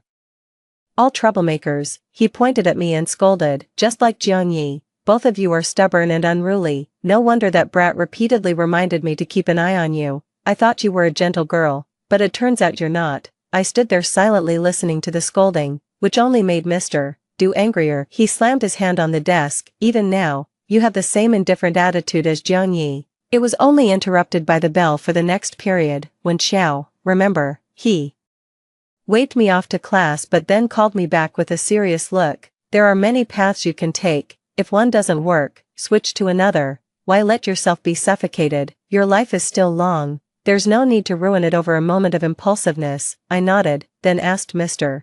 Du, why doesn't Jiang Yi come to school? Jiang Yi, Mr. Du wasn't surprised that I asked about Jiang Yi. He laughed and scolded, what am I? A head of intelligence? If you want to know about him, go ask him yourself. All I can say is that Jiang Yi also has his own path to follow. I nodded, showing I understood. I don't know what path Jiang Yi is on, but I know that this time, I will try my best to ensure that Jiang Yi can continue on his path safely and smoothly. This is the path I have chosen for myself. When I saw Jiang Yi again, it was a week later at a physics competition. The competition was held at another school, and he came to pick up Jiang Wang and take him home. This was also my first meeting with Jiang Wang since my rebirth. He was much thinner than Jiang Yi and had a friendly smile on his face. Despite having the same face, I could now easily distinguish between the two. My seat was right in front of Jiang Wang. He was slightly startled when he saw me, then gave me a slightly stiff but gentle smile. It was nothing like the sharp and mocking tone of our past life. I quickly looked away, quietly waiting for the competition to start. Do I hate Jiang Wang? Not really, after all. From the beginning, it was me who mistook him for someone else, and then I thought I was being kind by following him around, constantly clinging to him. It's only normal that Jiang Wang didn't like me. Jiang Wang finished his exam a few minutes before I did. When I exited the school, I saw him standing with Jiang Yi. Jiang Yi was wearing a baseball cap and a mask, casually draping his arm over Jiang Wang's shoulders, his relaxed demeanor completely different from Jiang Wang's. I walked towards Jiang Yi. Jiang Wang saw me first. He was slightly taken aback, instinctively wanting to turn his head, but he couldn't help but let a small smile creep across his lips. From start to finish, Jiang Wang's gaze was fixed on me. It wasn't until he saw me bypassing him to stand by Jiang Yi's side. Jiang Yi, my eyes were on Jiang Yi the whole time. I've come to see you. This was our third meeting. Jiang Yi had mentioned that on our third meeting, he would give me the answer I was seeking, even disguised like this. You still recognize me? Jiang Yi was surprised, then laughed and teased, you really are stubborn. Shall we go for a meal? It's my treat. I nodded. I didn't look at Jiang Wang, so I didn't notice the color drain from his face the moment I called out, Jiang Yi. He turned pale. Jiang Wang, are you coming? Jiang Yi asked again. It's just a regular noodle shop. You might not be used to it. Jiang Wang, born into a wealthy family, was very particular about what he ate and drank. On this, he was quite different from Jiang Yi. I thought Jiang Wang would refuse. Okay. Unexpectedly, he agreed. His voice was a bit hoarse. The noodle shop owner was an acquaintance of Jiang Yi and even served us extra side dishes. Jiang Yi and I were quite satisfied with the meal. Jiang Wang, however, only took a few bites before putting down his chopsticks, unable to hide his displeasure. I knew you wouldn't like it, Jiang Yi mocked, handing him a bottle of mineral water. Maybe you should just have Uncle Wang pick you up and take you home. No need. Jiang Wang refused. He looked at me, his eyes filled with an unreadable emotion. How did you meet my brother? Your brother saved me. I thought for a moment and decided to tell Jiang Wang, twice, so I'm really grateful to him. This young lady is the one I told you about before. Jiang Yi opened a bottle of beer, then raised an eyebrow at me. Drink? I shook my head. He laughed again. See, this is the girl who doesn't smoke or drink but had the guts to confront those who bullied her with a knife. That seemed to astonish Jiang Wang. He mumbled something under his breath and finally only said softly, I had no idea. You think just because you're a bit smarter, you know everything. Jiang Yi clearly misunderstood Jiang Wang's remark, and Jiang Wang didn't bother to explain further. Soon after, Uncle Wang arrived and took Jiang Wang away. You know the second young master is unwell, yet you still bring him to places like this. Uncle Wang's tone was noticeably less respectful towards Jiang Yi than towards Jiang Wang, even carrying a hint of reproach. In my memory, because of Jiang Wang's poor health, the entire Jiang family was extremely cautious around him. Yet even so, this attitude towards Jiang Yi was something I couldn't help but feel angry about. So I stepped in front of Jiang Yi, my tone harsh. Jiang Wang chose to come, and Jiang Yi tried to dissuade him. Jiang Wang's eyelashes trembled, and he looked up at me, seemingly in disbelief, but Jiang Yi just chuckled and nudged me, teasing, standing in front of me. You think if something really happened, your little frame could stop anything. He always carried this carefree demeanor even when misunderstood. He wasn't keen on explaining himself. This instantly ignited a nameless rage within me. Directed at Jiang Yi, I glared at him fiercely, perhaps sensing that I was genuinely angry. Jiang Yi touched his nose uncomfortably, then skillfully began to placate It was just a joke. Our sister Qiao is so formidable, she could take down 10 strong men by herself. I remained silent. He continued to glare at him. It was indeed my decision to come along. Jiang Wang suddenly spoke up, his voice rough. It has nothing to do with my brother. Uncle Wang looked somewhat embarrassed, but in the end, he just glanced at Jiang Yi and left with Jiang Wang. Keep glaring and your eyeballs will fall out. A sudden coolness touched my face. It was Jiang Yi holding an ice cold Coke to my cheek. Your face is all red from anger. I don't even know what you're mad about. Though he said that, his eyes were full of a teasing sparkle. Why won't you explain? I suddenly remembered the information I had gathered about Jiang Yi in my past life. Uneducated, violent, troublemaker. These had almost become synonyms for Jiang Yi, but I didn't believe them. Jiang Yi thought for a moment, then answered me very seriously, because I was born without a mouth. Jiang Yi, Jiang Yi grunted, then pressed down hard on my head. Your brother Yi isn't deaf, I can hear you, but clearly, Jiang Wang and I look exactly alike. Jiang Yi cut me off. He leaned down, his bright eyes intently fixed on me, a rare seriousness in his demeanor. He's good-looking, has a great personality, an excellent academic performance. Whether you want someone to look up to or just like this face, he would be a better choice. If you think you owe me because I've helped you out before, you really don't have to. Jiang Yi chuckled lightly. He straightened up, his voice casual. I'm full of flaws. The only good thing about me might be my occasional acts of kindness. I can't pass by a stray cat or dog without giving it a sausage, or a beggar without throwing a few coins, let alone a poor girl. The anger in my heart gradually subsided. I quietly watched Jiang Yi, feeling his deliberate distance again. He seemed to care about nothing, but I noticed his hand trembling slightly as he spoke. His words did not match his feelings, so I told Jiang Yi, when I was born, my mother wanted to strangle me. She had always wanted a son,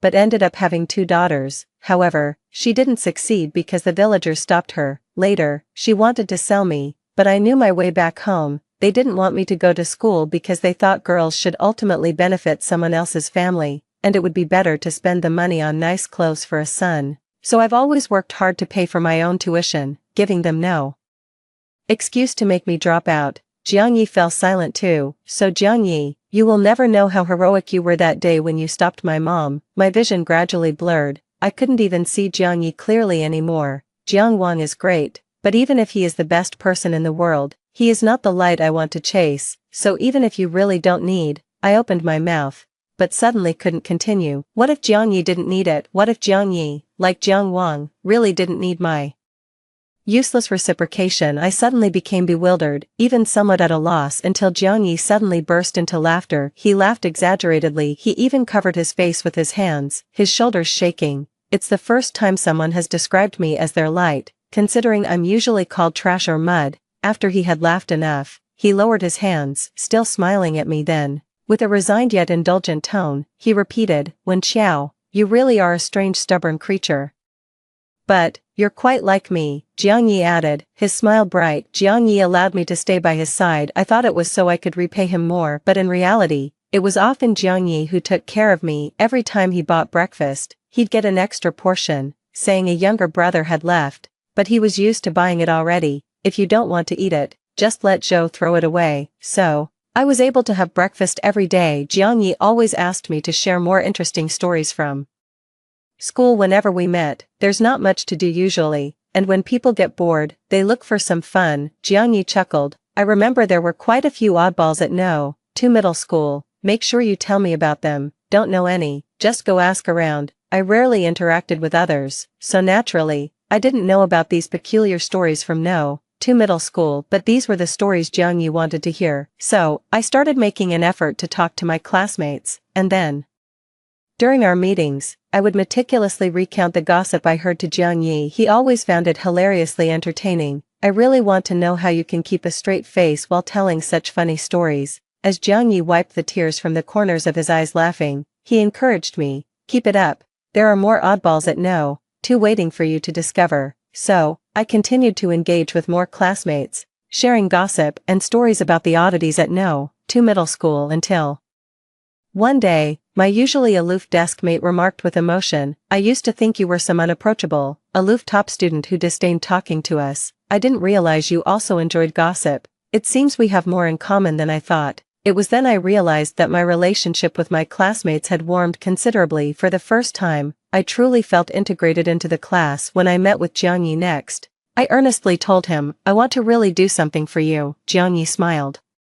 And then asked, "Do you think gratitude can only be shown through one-sided giving?" I was momentarily stunned. During the years I mistook Jiang Wang for Jiangyi. I had always acted this way. I followed Jiang Wang's wishes, protected him, and did everything for him even if it meant he might tire of me. I had tried to repay Jiang Wang for 5 years in this way. "Isn't that how it is?" Jiangyi seemed unsurprised by my reaction and patiently asked me, "You told me the gossip from No. 2, which entertained me. Isn't that true?" I hesitated for a moment, then nodded. "I was happy. So can that be considered your way of repaying me?" I responded gloomily. "So, what are you struggling with?" Jiangyi looked at me with a smile. "Wen Xiao, why don't you try a way that also makes you happy?" Jiangyi told me that even gratitude could follow a different path, a path that doesn't need to be thorny. On that path, you can also meet very warm people. "You're young, yet you overthink," Jiangyi teased me again. "If you really want to do something, just lend me your notes for a few days." Most of the boys he led had dropped out of school due to family reasons. Jiangyi always said he was leading a group of delinquents, but in reality, since meeting Jiangyi, these people never did anything bad again. Nowadays, even delinquents need to be educated, Jiangyi told me seriously, otherwise,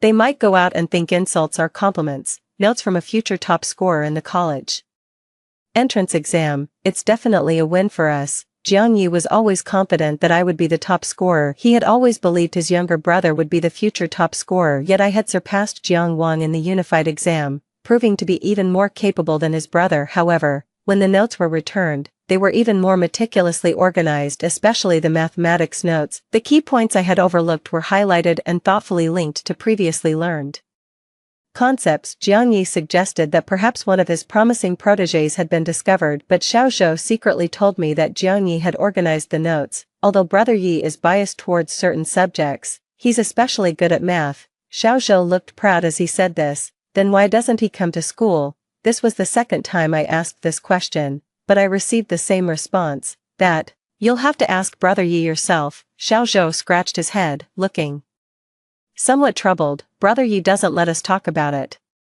So, I asked Jiangyi, "I thought you would hold off for a while before asking." Jiangyi was smoking a cigarette as he approached me. He extinguished it and stepped back a little. "Will you tell me then?" I stared at Jiangyi's red hair. What I saw that day was not an illusion. Jiangyi had dyed his hair a striking red, whereas when we first met, he had replaced his sick brother Jiang Wang to attend school, wearing a black wig. "No," Jiangyi honestly told me, "Little Woody, knowing more about me isn't a good thing." Jiangyi said my name was Woody and that I was as wooden as my name, so I didn't press further. Instead, I copied the notes Jiangyi had organized for me again and distributed them to my classmates. The end-of-month test was coming up soon. Oh my god. After the exam, my deskmate hugged me, jumping up and down. "Jojo, your notes were a lifesaver, especially for science. I overlooked several points, but they were all on the test. Ah, I absolutely love you." Several other classmates who used the notes also came to thank me. This drew more people over. What notes? What notes? Save me, God. I lent them the notes,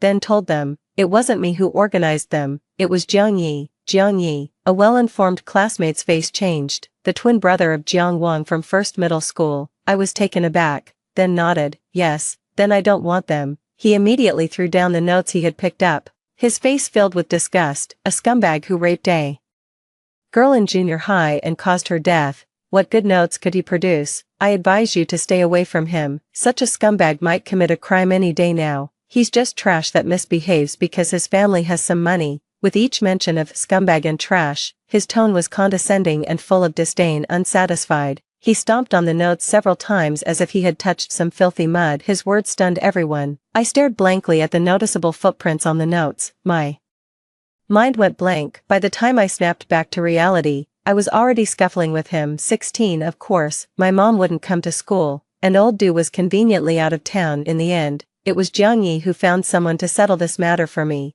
"Now I know why you insist on following me around, you brat," Jiangyi sneered. "You're just looking for someone to clean up your mess." I kept my head down, silent. Although I was actually 8 years older than 17-year-old Jiangyi, I was Scolded into silence by him unexpectedly, Jiang Wang also showed up. He stood silently by Jiang Ye's side, his eyes deep as he watched him tend to my wounds. Then, when Jiang Yi stepped out for a bit, he suddenly said, "When Xiao doesn't fight." I continued my bandaging without pause, so he repeated softly, 16-year-old Wen Xiao doesn't fight because she is timid and afraid of causing trouble. But 25-year-old Wen Xiao does, she fights fiercely. Towards the end, Jiang Wang's voice noticeably trembled. He stared at me intently, his eyes reddening, finally choking up. "So Wen Xiao, you've come back too, haven't you?" 17 I rarely reminisce about my high school days, but Jiang Wang's affirmative, because she is timid and afraid of causing trouble, unexpectedly made me laugh. "You're right,"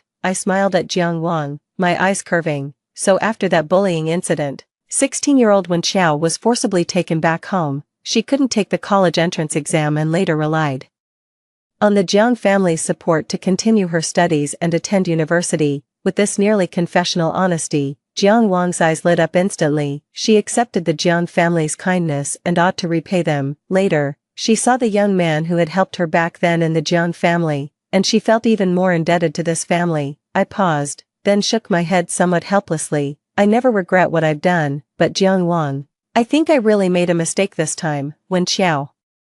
Jiang Wang, sensing what I was about to say, began breathing rapidly. His health was poor, and now he was gasping heavily, his face devoid of color. So, I didn't continue. If something were to happen to Jiang Wang, Jiang Yi would be very worried. I'm not surprised to hear about Jiang Wang's rebirth. It's not that I had foreseen it, but as for me now, whether it's the 17-year-old Jiang Wang or the 25-year-old Jiang Wang, he really doesn't matter much to me anymore. Jiang Wang understands this about me. So, after calming himself down, he almost gritted his teeth and asked me, "So it was never about me that you cared, was it? So after you found out the truth, you couldn't even spare a thought for me, right?" I remained silent. Desperation crept into Jiang Wang's eyes. He stepped forward and grabbed my wrist, squeezing it as if he wanted to crush me. He demanded, word by word, "What makes you think you can just say I did something wrong and let it all pass easily, Wen Xiao? On what grounds?" So, I paid the price too. It hurt a bit from his grip, but it was still within my tolerance. I smiled at Jiang Wang and said softly, "So I died. Isn't that price enough to satisfy you?" The word "died" seemed to touch a sensitive nerve in Jiang Wang. He let go of my hand and gave a miserable smile. "Right, so you died, you deserved it." The usual gentleness was gone from Jiang Wang, and he revealed his thorns again. "Wen Xiao, you should see what you looked like after you died. When they pulled you out of the water, your body was so swollen by the water that your face was unrecognizable. You should really see how hideous you looked after death." He seemed to be trying to provoke my anger with these words, but what Jiang Wang didn't know was that a long time ago, I had already let go of such useless emotions. So I sighed, "Then it must have been hard on you to bother retrieving my body, costing quite a bit of money, right?" My words caught Jiang Wang off guard. He wanted to say more, but was interrupted by Jiang Yi walking in. "What body?" He had overheard some words and looked at us both suspiciously, then laughed it off. "You just hurt your hand, right? Don't worry, you won't die. But if you fight again next time, I promise I'll beat you to death first." Jiang Yi stared at me, finally pulling a sinister smile. I turned my head pretending not to hear, which annoyed him so much that he reached out and tousled my hair, cursing me as a stubborn blockhead. Jiang Wang watched our interaction, remaining silent. As for the fight, it eventually blew over, but because of it, I finally learned why Jiang Yi couldn't continue his schooling. Years ago, someone saw a girl running out of an alley disheveled and terrified. She was so panicked that she didn't see the traffic and ran into the street, where she was hit by a car. Afterward, Jiang Yi also ran out. The girl didn't die but ended up in a vegetative state, still lying in the hospital to this day. There were no cameras in that area, so Jiang Yi, who ran out following her, was labeled by everyone as the culprit, even though Jiang Yi explained many times that it wasn't him, that he was just trying to save the girl. And because they couldn't find the man who allegedly tried to assault her, and the only witness who could clear Jiang Ye's name was still comatose in the hospital, everyone thought it was just an excuse from him. No one believed him, including his own parents. Everyone thought Jiang Yi was just a troublemaker, and the words of a troublemaker couldn't be trusted. What Jiang Ye's parents did was forcibly withdraw him from school, bring him back home, and forcefully suppress the matter. Actually, Xiao Yu was not really a troublemaker at that time, Mr. Du said angrily as he told me this story. He just wanted to give those kids a chance to reform, which is why he got involved with them. but no one believed him, except for me. No one believed him, not the school teachers, not his classmates, not even Jiang Ye's parents. Believed that someone could be genuinely kind enough to guide a group of delinquents towards a better path, especially since he's just a middle school student. Do you know why Jiang Yi fights? Old Du asked me again. I was silent for a moment before I answered. Because of Jiang Wang. Jiang Wang's health was poor, and everyone in the Jiang family treated him with kid gloves, as if he were fragile, but the Jiang family couldn't always have someone by Jiang Wang's side, so the one who spent the most time with Jiang Wang was Jiang Yi. See, even you understand the reason. How can his parents not see it? Old Du's smile was full of mockery. I remembered Mr. Jiang and Madame Jiang from my past life and thought that perhaps they knew initially. The Jiang family has always placed great emphasis on reputation, even if Jiang Yi fought to protect Jiang Wang, but once he threw a punch, he went from being a victim to an aggressor. Jiang's parents could accept him being a victim temporarily, but they couldn't accept him being an aggressor all the time, so they chose Jiang Wang, the more obedient, better performing child who could bring more benefits to the Jiang family. When Xiao, Old Du patted my shoulder and sighed, sometimes I really think you two are alike. The matter resurfaced. The Jiang family had suppressed it with force in the past, resulting in an even more severe backlash this time, and I was the catalyst for this backlash. I went to find Jiang Yi but couldn't find him. I thought he was angry. Before I could find Jiang Yi and explain, my dad came home. He dragged me back home using the excuse that I fought and disobeyed, and nobody stopped him, perhaps feeling that the backbone of the family had returned. My mom exaggeratedly described how unruly I had been lately. In a few more years, she'll just randomly run off with some guy. She cursed me with the most venomous words. Even my younger brother joined in, hitting me with a toy car. Don't run away, use the money to buy me toys. The metal toy car hit my forehead. Blood flowed down, blurring my vision, but I just quietly watched this family, probably reminded by my mom. The first thing my dad did when he dragged me home was to strip off my clothes and find the knife I had hidden on me. I stood before them nearly naked, my emotions numb to the point of indifference. They locked me in the house to punish me. My mom starved me for several days. The slight weight I had gained from being with Jiang Yi was completely gone. Do you still want to keep her? I heard my dad ask my mom. Contact them and ask for more dowry money, and marry this dead girl off directly. They hid all the sharp objects in the house to prevent me from running away. My hands and feet were almost always tied, except when eating. It seemed like I was back in the darkest times of my past life, but this time, I was calm. I had thought of a way out. At worst it would be a fight to the death, but I didn't expect that Jiang Wang would bring the police.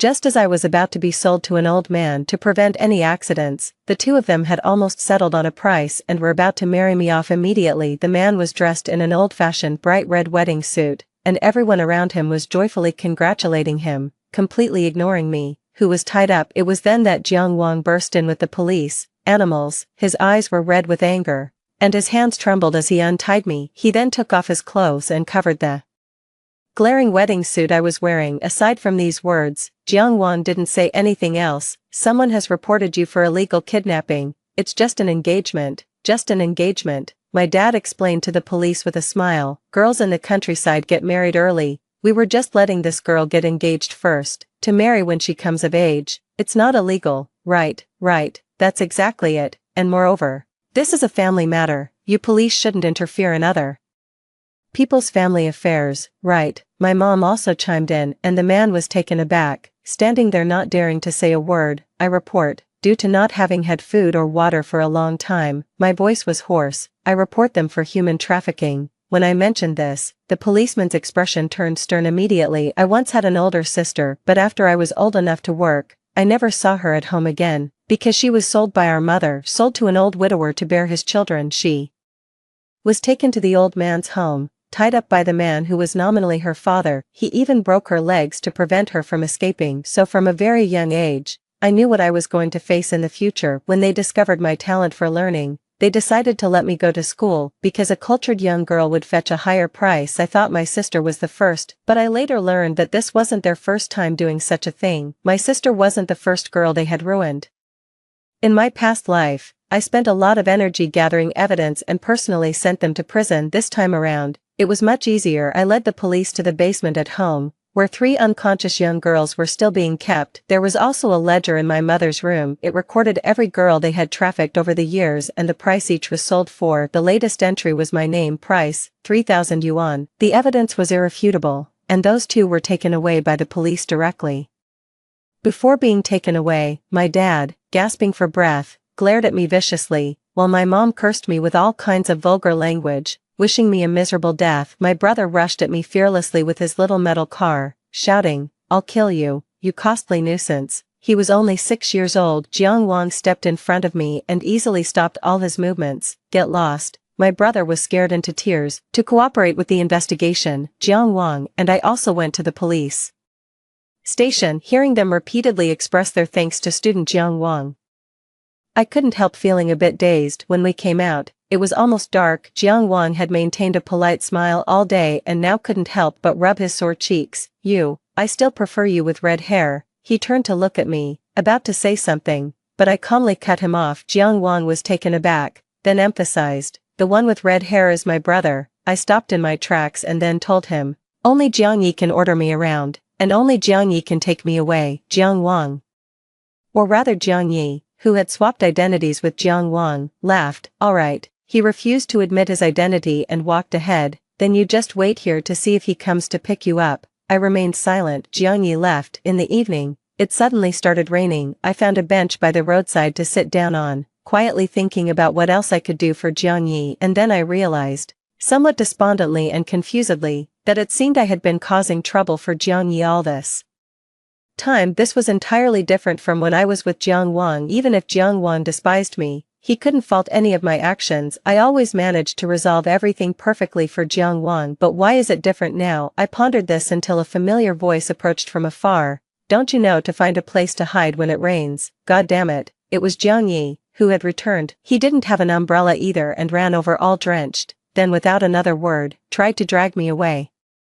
"Jiang Yi," I called his name, then smiled. "This time, I really don't have a home." When I said this, I felt no sadness, only relief. I had once said something similar to Jiang Wang. That was the only time I had ever shown my vulnerable side in front of Jiang Wang, but Jiang Wang had said, "Wen Xiao, do you think you're any better than your parents?" So I never spoke of it again, but this time was different. This time, I had found Jiang Yi, so I gathered up my courage and carefully asked the question I had never dared to ask in my previous life. "So, Jiang Yi, can you take care of me one more time?" Jiang Yi fell silent. This time, he didn't deny it. Instead, he pulled at the corners of his mouth and glared at me, his voice rough and harsh. "When have I not taken care of you? I've practically been at your beck and call." I couldn't help but laugh, though my eyes stung with tears. "Jiang Yi always called me a blockhead. So I called you little blockhead a few times, and you took it so seriously that you think you're a spirit made of wood, needing to drink rainwater and absorb the essence of heaven and earth. Is that it?" But when he saw the wounds on my body, all his scolding choked off. He eventually managed to force a few words out of his throat.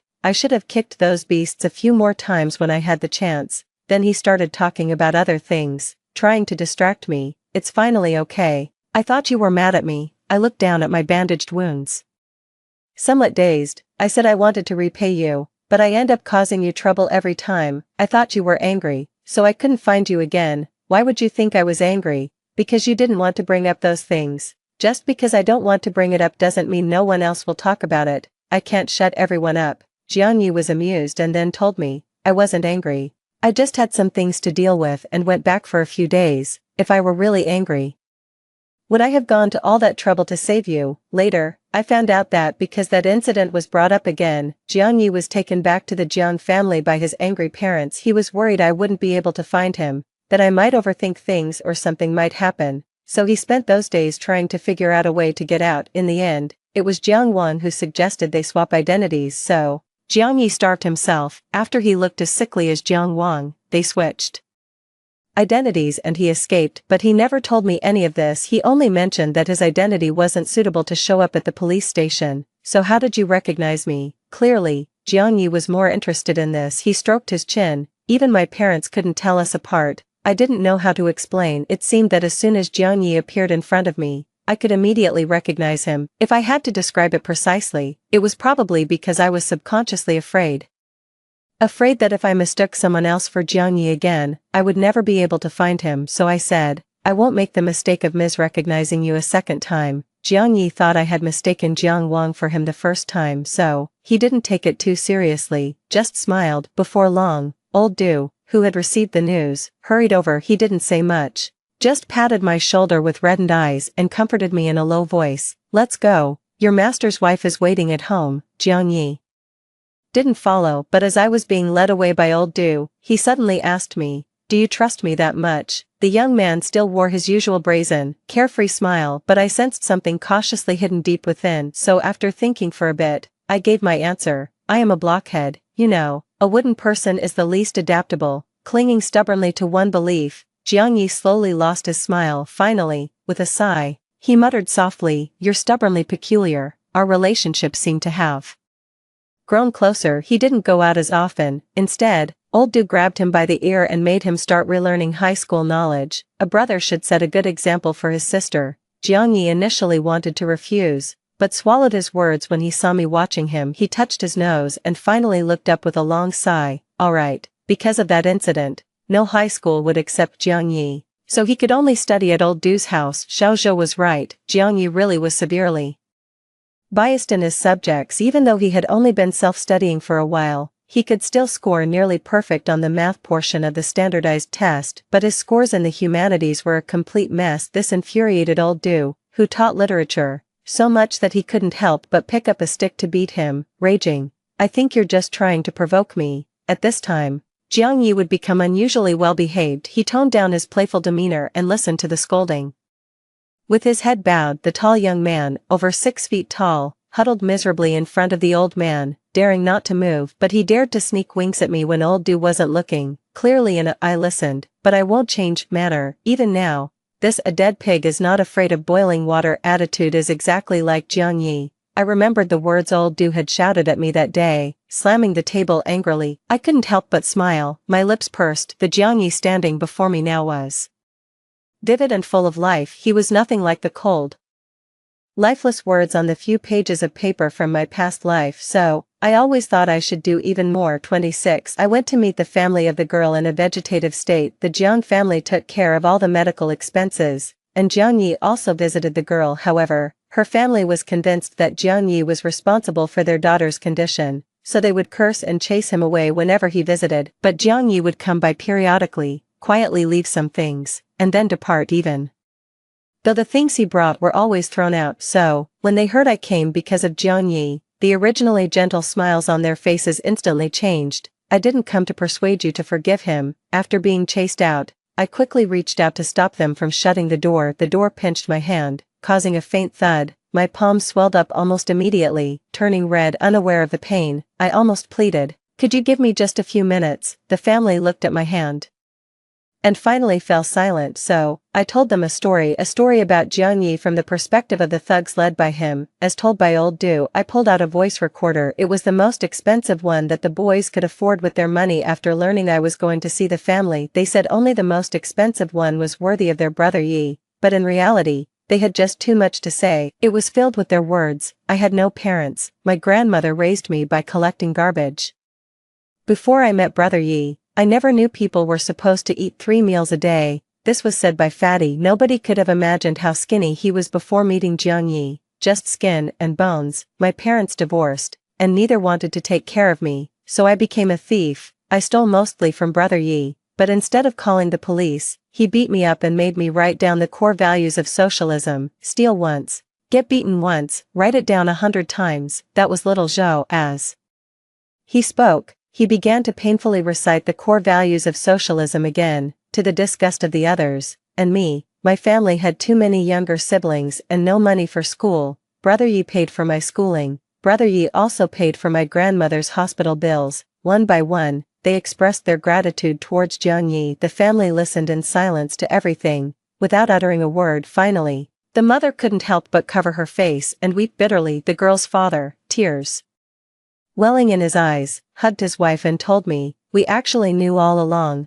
A truly guilty person wouldn't feel remorse, especially when the law can't prove his guilt. But Jiang Yi kept coming for 4 years, even when I beat him so badly that he was covered in bruises. He didn't utter a word and still came back the next time. We actually knew. By the end, the father was also choking up. but we really had no other choice, really, no other choice, they were just an ordinary family. Without the means to afford their daughter's expensive medical bills, so they had no choice but to pin their hopes on the Jiang family using such clumsy methods. I was speechless. I knew all too well how desperation could be magnified by poverty, especially when it involved life and death, so I opened my mouth to speak, but in the end, I couldn't bring myself to utter any words of condemnation. "We'll clarify things," the girl's mother said, drying her tears, "but our testimony won't have much impact." The parents speaking out for Jiang Yi couldn't really clear the charges against him. Instead, it would make others believe that the girl's parents had been bought off by the Jiang family. "I understand," I said, trying to calm my emotions and managing a weak smile. "Only if she wakes up can his innocence be proven. We don't know if she will ever wake up." At this, the mother of the girl broke down crying again. "She will wake up," I said confidently, my gaze fixed on the girl lying on the hospital bed. "She must wake up." That left the parents speechless. As the father sent me off, he couldn't help but ask, "Do you really trust him that much?" Even his own parents didn't believe he was innocent back then. "It's not exactly about trust," I replied after a thoughtful pause, gazing out at the sunlight beyond the window, recalling how Jiang Yi always subconsciously walked in the shadows when we first met. I smiled slightly. "I just want Jiang Yi to be able to walk in the sunlight."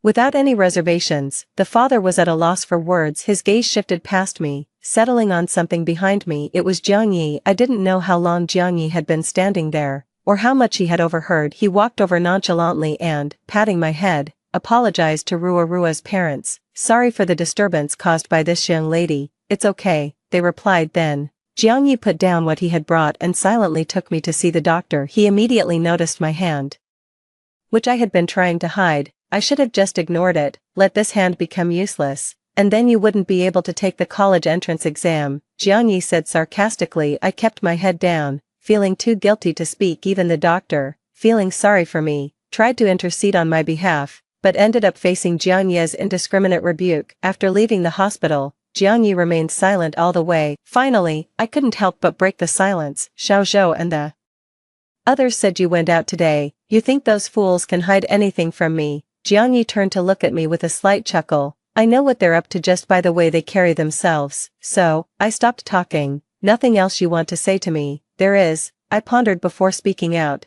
"They also believe that you didn't do it." But to my surprise, there was no hint of joy on Jiang Yi's face. He just nodded calmly. "I know, you know. Only by hating me do they find a reason to keep going," Jiang Yi said with a smile. "Anyway, it's no loss to me." How could there be no loss? Because of that incident, he couldn't attend school and had to endure the strange looks and insults from many people. How could that be no loss at all? I was almost blurted out in frustration. "If people call someone a saint, then you are the Holy Father." "You're right," Jiang Yi nodded affirmatively. "If I weren't the Holy Father, I wouldn't have taken in all you troublesome kids." I couldn't win the argument with Jiang Yi, so I could only shut my mouth, my eyes reddening as I glared at him. "Why are you crying?" It was only when my face felt a warm touch that I realized I had been crying. Jiang Yi sighed and pulled out a small pack of scented printed tissues from his pocket. "You're almost crying like a little kitten. Weren't you the one who said carrying tissues is a sissy thing to do?" I snatched the tissue from his hand,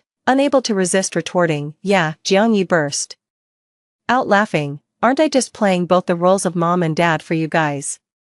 When it comes to shamelessness, I couldn't compete with Jiang Yi. Seeing that he had really irritated me, Jiang Yi started to console me in a gentle tone. He was always adaptable, but then he asked again, "Do you really believe she will wake up?" "She definitely will," I said confidently. Jiang Yi paused for a long moment before cursively swearing. "Stubborn girl. All right, if she really wakes up, then you are my lucky charm." "But," he sighed, flashing a small smile, "thank you all." That day, after returning, I exaggeratedly recounted the incident to Old Du. Old Du immediately pulled out his belt and started beating Jiang Yi, but before he could finish, he himself started crying, so Jiang Yi didn't even try to dodge, letting Old Du hit him while comforting him at the same time. Actually, the person who should have been comforted was Jiang Yi himself. Old Du realized this too, so he threw down his belt, turned around without a word, and together with his wife, made a lavish lunch. He made a face at him. Jiang Yi pretended to be serious and mimicked a murdering gesture, but soon he burst into laughter. It was not until I saw his smile that I suddenly realized how much I had changed. Words like vibrant and lively now described me. In my previous life, I had only been described as numb and a calm lunatic, but somehow, this felt right, I told myself, and then I couldn't help but secretly let out a smile. Everything seemed to be moving in a positive direction, so much so that I almost forgot that in my last life, Jiang Yi died at the age of 17, and to this day, I still don't know why Jiang Yi died. The Jiang family kept all information tightly sealed. I wanted to ask Jiang Wang, but he died in that kidnapping, so after waking up from a nightmare, I started to feel like a frightened bird. I seemed to have reverted to my former self, paranoid and calmly insane. I went to find Jiang Wang. I tried to get details about Jiang Ye's death from Jiang Wang and tried to avoid it.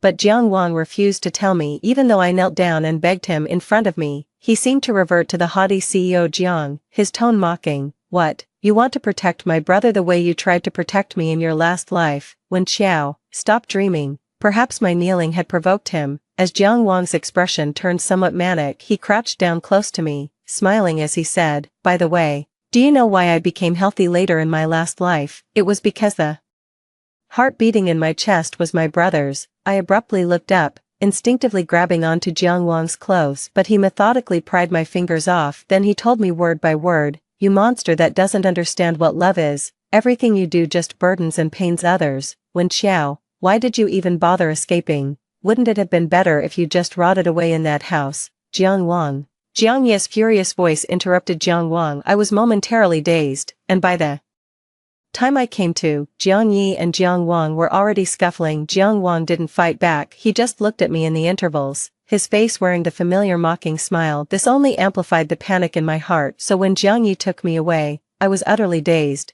Don't mind that brat's words. Jiang Yi also seemed a bit troubled. He's not been himself lately, spouting nonsense at home. Don't take it to heart. I continued to stare blankly. Then I heard Jiang Yi let out a barely audible sigh. He released my hand, walked a few steps forward, then turned around and opened his arms to me. Want to cry in your man-mom's arms? His tone was teasing, but this time I couldn't afford to be angry with Jiang Yi. Instead, I embraced him desperately, holding him so tightly that I could feel myself shaking. What's there to be afraid of? He patted my back, like comforting a child. You're all grown up, yet you still cry so easily. Jiang Yi, Jiang Yi. I kept repeating his name, as if that alone would give me the strength to keep going. Finally, with a crying voice, I said, I don't want you to die. Tui, Tui, Tui, of course I won't die. Jiang Yi pretended to spit several times in disgust. His chin rested on the top of my head, so I couldn't see how gentle his eyes were at that moment. All I could hear was him saying,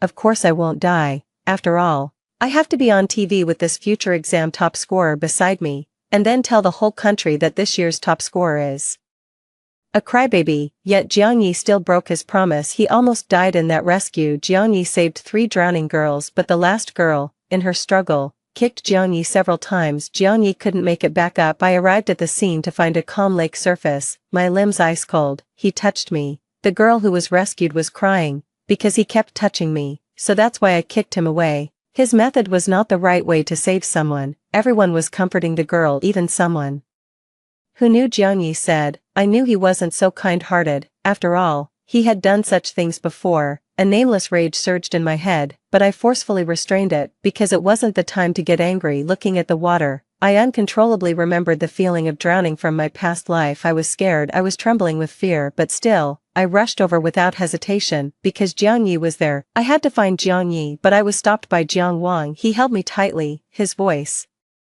trembling. You can't swim, going there would be suicide. I've already sent someone to rescue my brother. Don't worry, he will be fine. I couldn't listen to anything, and like a wild beast, I was pulling and biting at Jiang Wang, but Jiang Wang, gritting his teeth and groaning, refused to let go of me. Not until Jiang Yi was rescued and given emergency CPR before being rushed to the hospital in an ambulance. Jiang Wang still didn't let go of me. I sat down on the ground as if all my strength had been drained, almost suffocating. It wasn't until I heard someone say, such scum deserves to die, that I stiffly turned my head. I calmly stood up and walked step by step towards that person. When Jiang Yi was around, he would confiscate all the sharp objects I had on me, but since I had that dream, I had secretly kept a knife hidden from him. So, when the people around saw me pull out the knife, screams of horror filled the air. But I couldn't hear anything, couldn't see anything. All I saw was red.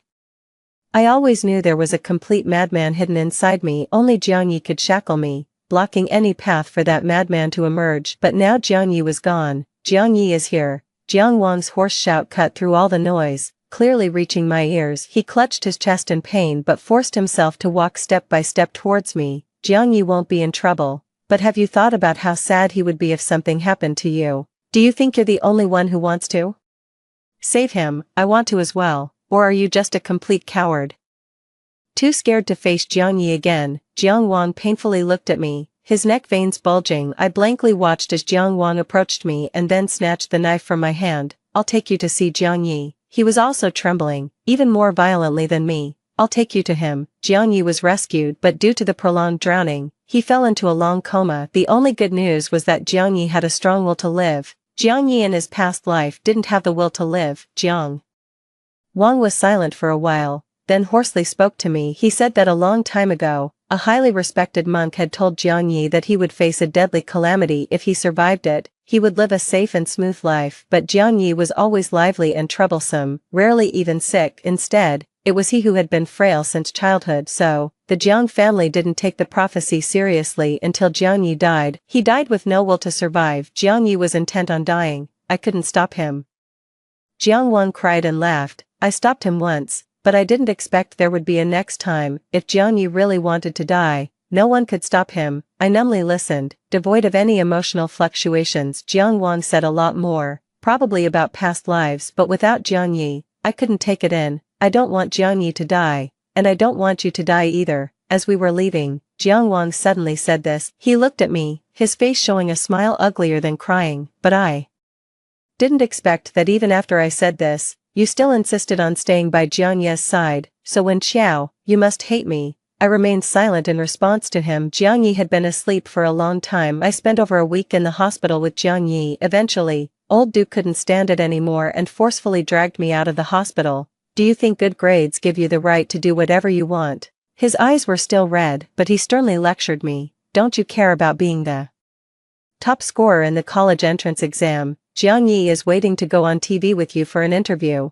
I looked at old Du blankly, unsure of what to say. Perhaps seeing my pitiful state softened his heart a bit. He repeatedly insisted that I promise not to fall behind in my studies, finally agreeing to let me come to visit Jiang Yi in the evenings. A lot had happened while Jiang Yi was asleep. For instance, Rua woke up the day after she regained consciousness. Her parents reported to the police, and the still weak Rua mustered her strength to prove Jiang Yi's innocence. Then there was the girl who, after being saved by Jiang Yi, had falsely accused him of molestation. She was sued by the Jiang family. Jiang Wang presented a voice recorder, and everyone could clearly hear the girl's unrestrained mockery. Why did Jiang Yi reject my confession? Besides, he has a history, so isn't it normal for him to touch me while saving me? And it wasn't me who wanted to kick him. It's a natural reflex in such situations, right? Even if Jiang Yi had really died, it wouldn't have been my fault, so don't pin that on me. Suddenly, Jiang Yi went from being labeled as scum and mud to being hailed as a great hero by everyone. More and more people began visiting Jiang Yi in the hospital, and sometimes I couldn't even squeeze in. Eventually, the Jiang family took Jiang Yi abroad for treatment. Actually, the Jiang family had contacted foreign brain specialists a long time ago. It was only because Jiang Wang pleaded on your behalf that they brought a specialist from abroad, but since some equipment isn't available domestically, Jiang Yi had to go abroad for treatment as soon as possible. Old Du patted my shoulder, comforting me. Focus on your studies. Maybe someday Jiang Yi will see you on TV. I quietly looked at the empty hospital bed and nodded. It was already very good that Jiang Yi had survived. Everything seemed to return to normal. I went to school and worked part-time as usual. Sometimes, Xiao Zhou and the others would come to see me, pretending to be fierce and asking if anyone had bullied me so they could stand up for me. Each time, old Du would pull them by the ears and give them a good lecture. They would admit their mistakes obediently, but it would happen again next time. No one mentioned Jiang Yi. It was as if he had never existed until the next year's midsummer. When I was in my second year of high school, I went to the classroom early, only to find a familiar figure sitting at my desk. I stared at the figure, frozen in place. A few classmates who had arrived early were whispering, "Hey, isn't that Jiang Wang from No. 1 middle school?" "That's not right." A friend from No. 1 middle school told me they saw Jiang Wang in a great mood early this morning. "Doesn't Jiang Wang have a twin brother? His name's Jiang Yi." I blurted out his name. Jiang Yi turned around, a mischievous grin I knew all too well on his face. "It's been a while, and little Woody has grown so beautiful." he teased, stroking his chin as if in deep thought. It's really strange. It turns out even a blockhead can blossom beautifully. I was speechless, my vision blurring, and in this blur, I watched as Jiang Yi walked towards me, step by step, just like back then in that alley. He approached me against the light, then he reached out his hand. His smile was as bright and bold as ever. He said, "Little Woody, I've come to see you."